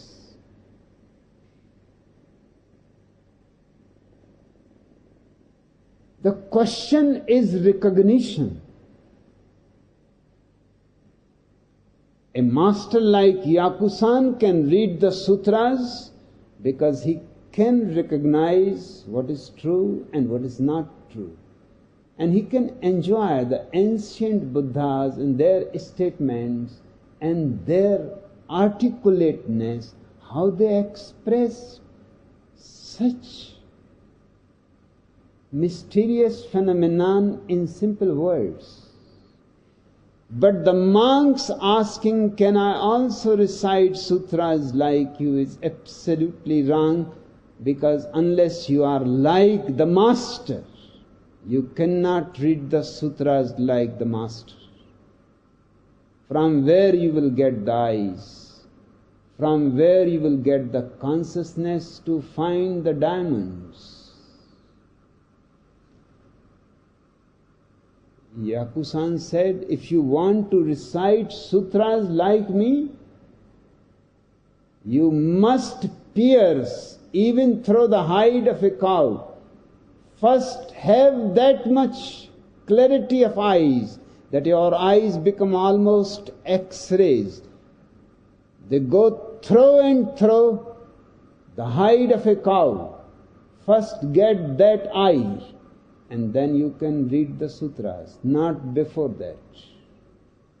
On another occasion, Yakusan was asked by Governor Ri, what are the precepts, meditation and wisdom? Yakusan answered, this poor monk has not such useless furniture. He is calling the great precepts, meditation and wisdom, just useless furniture.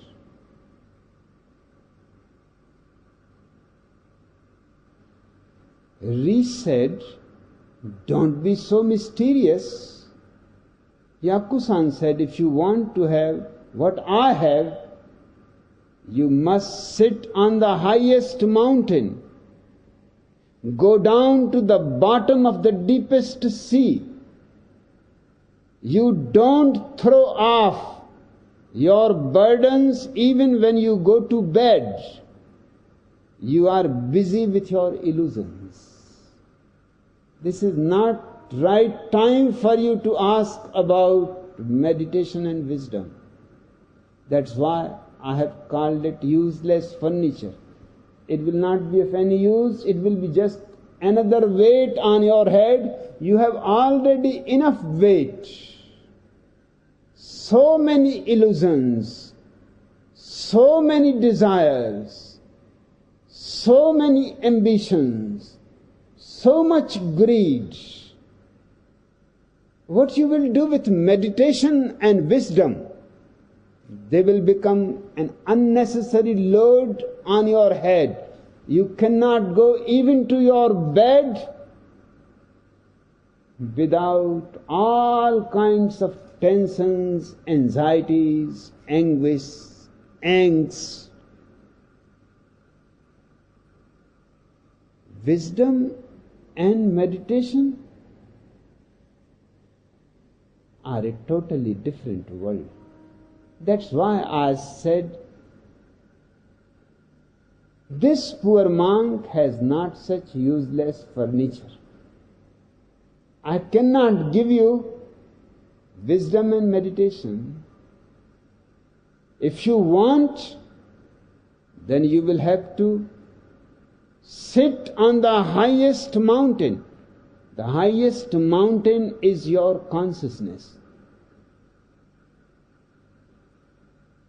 And you must sit on the highest mountain, go down to the bottom of the deepest sea. Your consciousness is both. It is the highest mountain and it is the deepest sea. Its roots go to the deepest being of your existence, and its branches reach to the stars. Unless you have both, you should not ask about meditation and wisdom. Meditation takes you to the roots of your being, to the very bottom of the sea, and then suddenly sprouts a tremendous flowering tree which reaches to the stars. You can have both together. Meditation takes you deeper and wisdom takes you higher. And this is the vertical dimension I have talked to you. The whole expanse of the vertical dimension, deepest as the bottom of the sea. For example, Pacific Ocean is 5 miles deep. That is nothing. You are going to be deeper. You are going to be higher than the Everest in the Himalayas. And this is your possibility, which Christianity and other religions have been preventing you. They are calling you to the church. I am calling you to your own potential. I am persuading you to reach to the highest consciousness and the deepest meditation. And you will have all the splendor of existence in your hands.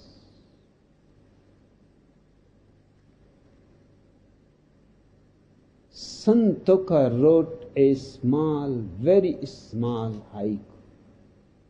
I have no home. Autumn deepens. Just visualize a homeless wanderer. That's what a seeker is, in search of the home. He has not reached yet. A homeless wanderer. But a homeless wanderer has no attachment, has no possessions, has no burdens, has no tensions, has no anxieties. The homeless wanderer slowly, slowly relaxes in a deep let go. Sitting under a tree perhaps, near a river or a mountain, he says, I have no home. Autumn deepens. But it does not matter.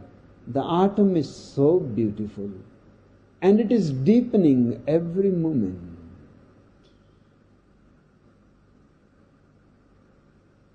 I have no possessions, no home, no barriers, no blindfold on my eyes. I can see the autumn is deepening. I am so clear and clean that autumn deepens. That reminds me one of the questions of those Christian monks. They were very much concerned with the marble of the Buddha hall. And they are not at all concerned with all the marble in the Vatican. They are not concerned about great cathedrals around the world with all their architecture and marble and statues.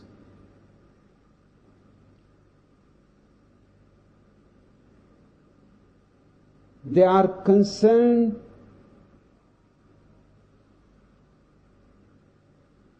with this small marble in the Buddha auditorium.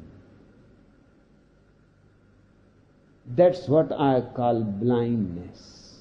If you can see this marble, how can you not see Vatican?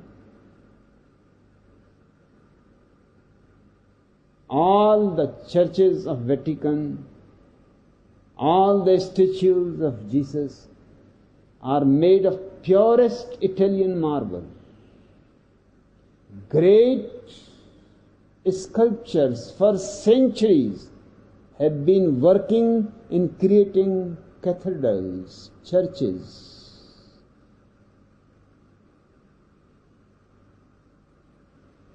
And as far as this commune is concerned, I have to remind them, they must have heard from their childhood that cleanliness is second to God. Here there is no God. Cleanliness is the first. And there is nothing more clean than the marble. It has a tremendous beauty, cleanliness, purity. It symbolizes beauty, architect, We are putting marble on the commune roads. We have put marble in the public toilet. I don't know. I just imagine. But my images come true.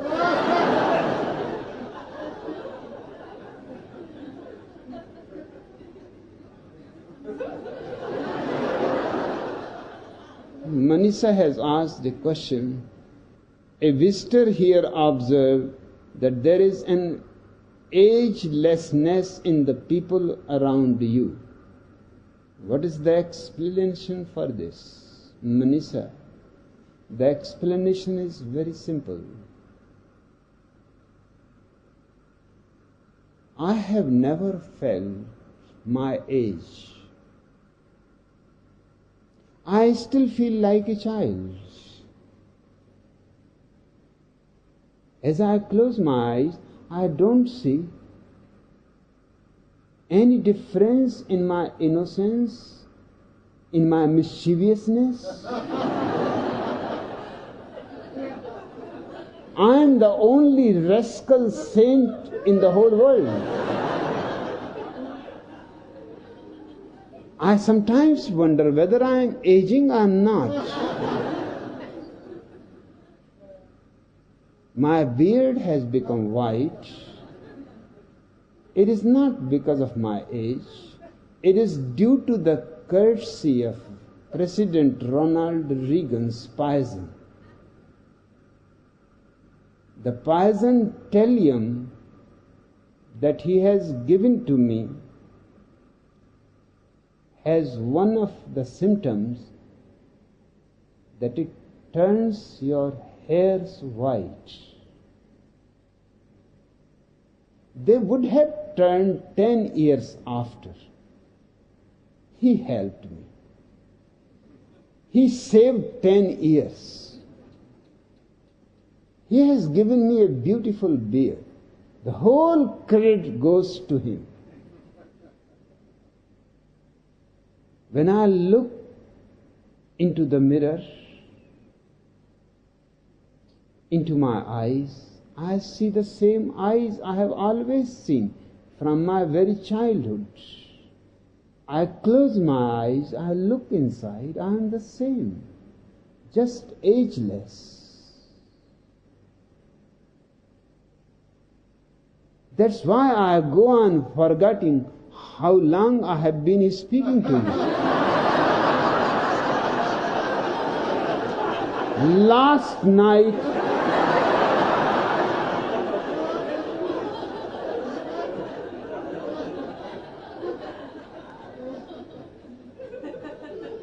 it was really too much.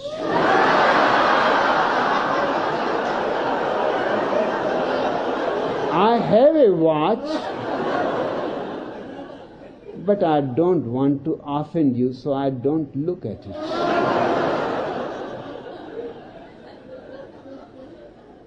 Looking at a watch means I'm tired of you. I'm never tired. On the way, Ananda always said that this was the record. I said to myself, just wait.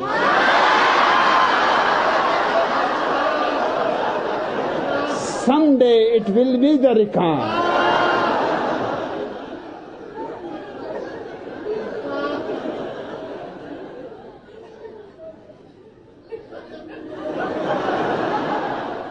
It is true, Manisha. It is an ageless campus. Here old are just as innocent as the children, or even more. Because your inner being is ageless. Once you come in touch with it, it is timeless. It never grows old or young or anything. It is just the same since eternity to eternity. Once you start coming more and more closer to your eternity, a certain agelessness starts radiating from your eyes, from your faces. And the person who observed this must have a very clear vision. I can see it happening. You are becoming every day younger. Sometimes I wonder if everybody becomes too young. It will be very difficult to explain them the sutras.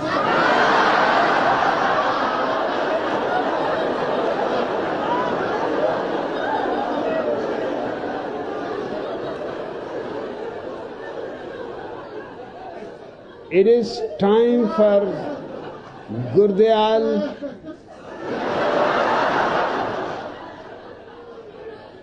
Pope the Polak gets an invitation from the Chinese government to spend $20 million on a 10-day tour of China. He is the first Pope ever to make the trip to China, and is amazed to find that nobody there knows anything about Christianity. The Polak Pope makes a great effort to explain to Prime Minister Wu, his host, who speaks little English, something of the basics of Christianity.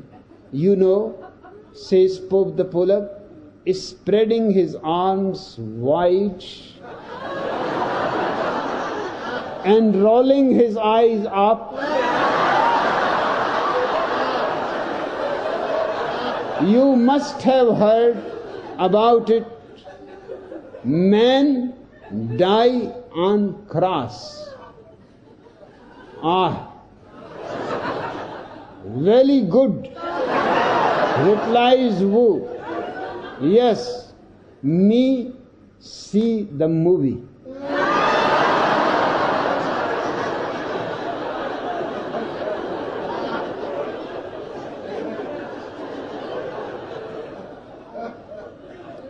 Jose, the Peruvian farmer, has a donkey called Pedro. One day, he lends Pedro to his mother-in-law, Mama Enchilada. That evening, when Jose goes to collect Pedro, he finds that the donkey has managed to kick his mother-in-law down the village well. The next day at Mama Enchilada has a funeral. The entire male population of the village all flock to the church. After the ceremonies, Father Gonzalez approaches Jose and says, "Your mother-in-law must have been liked very much. I have never seen so many people in my church." "Ah," says Jose, "they did not come to bury Mama Enchilada. They came to borrow Pedro."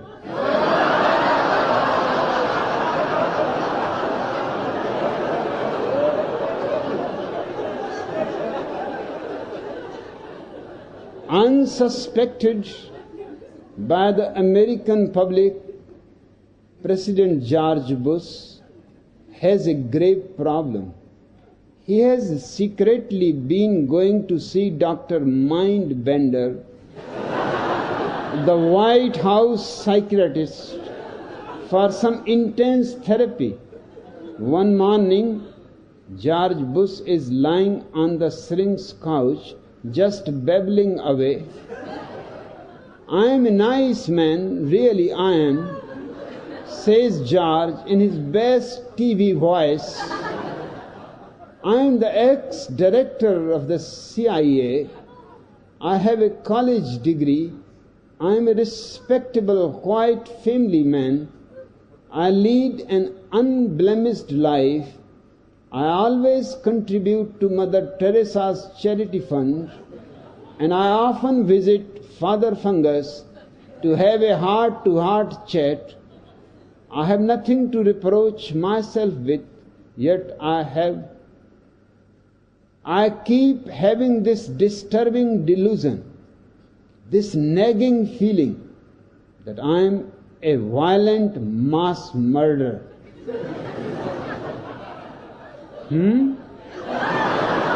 Says Dr. Mindbender as he quietly locks the door and pulls down the blinds.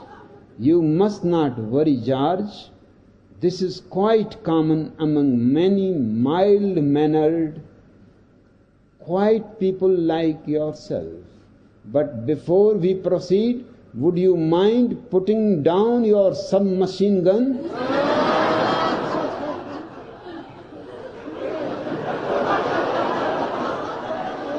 Do you get it?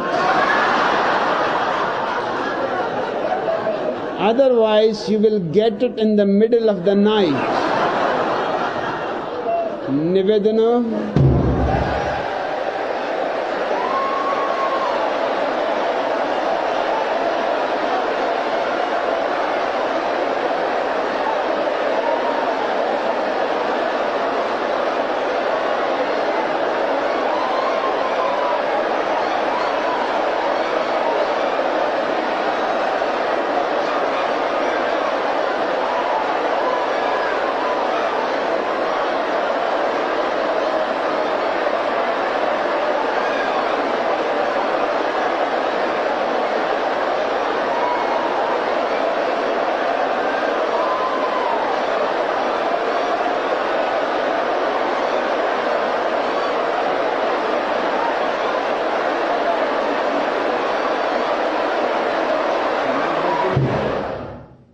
Be silent. Keep your eyes closed. Feel your body to be completely frozen. This is the right moment to enter in. Gather your whole life force. Collect your total consciousness with an immense urgency, as if this moment is going to be your last moment. Then rush towards the center as fast as possible.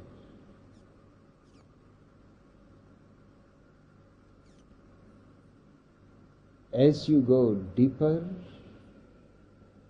a great silence descends over you. A little more deeper, and fountains of peace start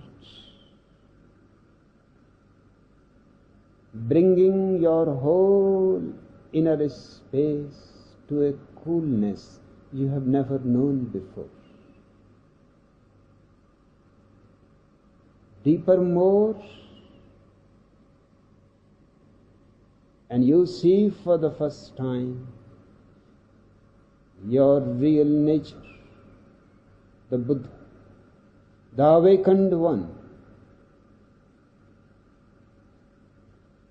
And around the awakened one,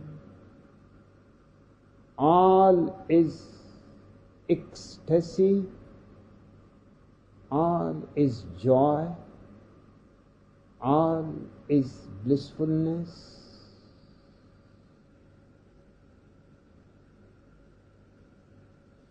Just remember one thing, just one thing. That is the only quality of the Buddha. witnessing. Witness that you are not the body. Witness that you are not the mind.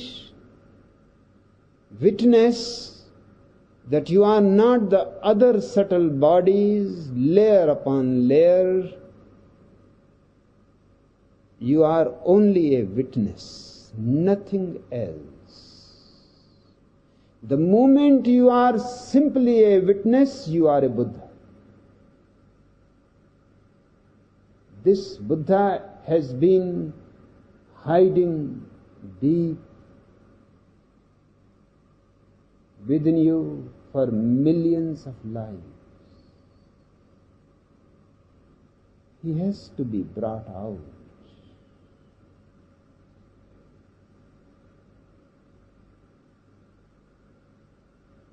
He has to change your whole life. He has to bring His grace to your gestures, beauty to your eyes, agelessness to your being, to your feeling.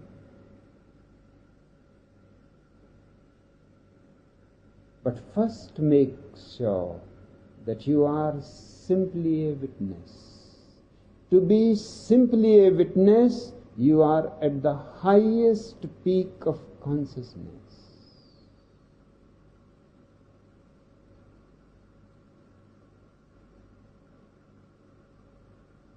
And when you are at the highest peak of consciousness, from there you can look at the deepest depth of your being,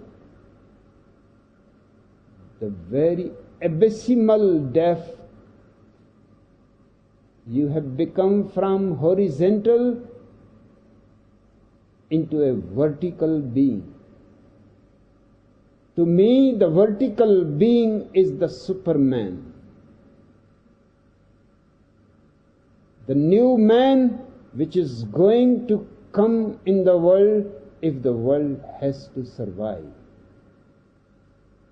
The horizontal man is going out of date. It has lived long enough. Now comes the age, the new age, for the vertical man to appear on the horizon. I want my people to be the first vertical man. Highest and deepest together. To make your witnessing more clear, Nivedana, relax, let go, but only remember you are a witness. Slowly, slowly, by and by, your consciousness starts melting like ice into the ocean. I can see around me 10,000 Buddhas melting into an ocean. Gautam the Buddha auditorium has become an ocean without any ripples. Such peace, such silence, such isness.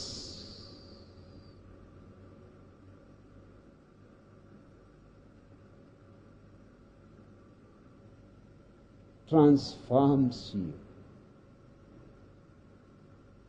Only this isness creates wisdom in you. Wisdom is a shadow of meditation. In fact, all so-called virtues without meditation are fake. With meditation, authentic virtues start arising all. all over your inner space. You have, to face a tremendous revolution. You become a garden,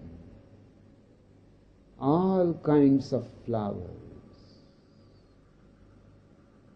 strange, unworldly fragrances fill your inner space. To me, to know this space is to know godliness. I call godliness the Buddha. Now, before Nivedana calls you back, collect as much experience of the center, as much juice, drink of it.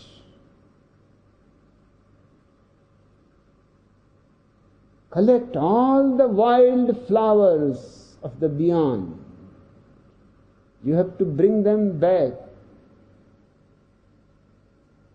They have to become slowly, slowly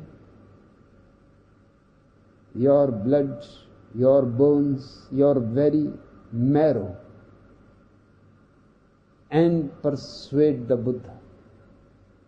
He is coming every day, inch by inch, closer to you.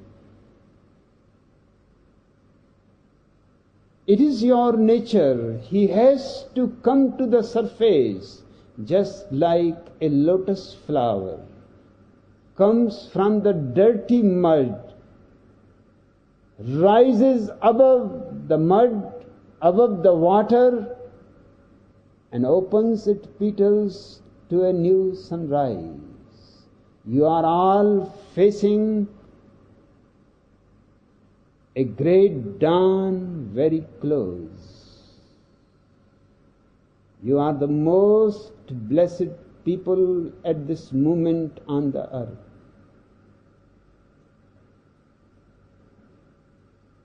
The whole humanity is entangled with trivia, useless furniture.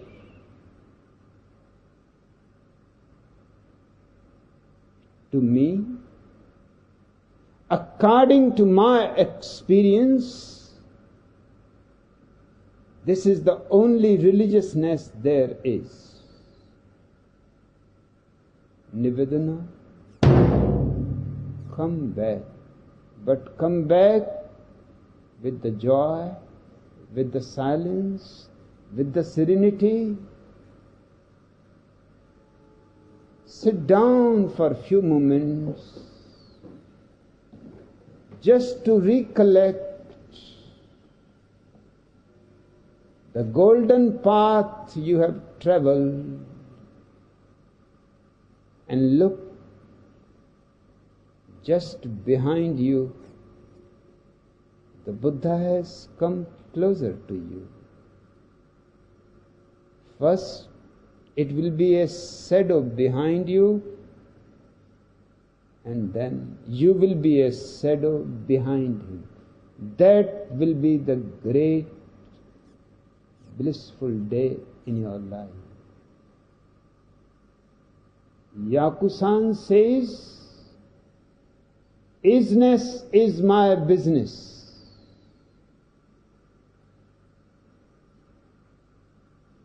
That is my business also. That has been the business of all the Buddhas.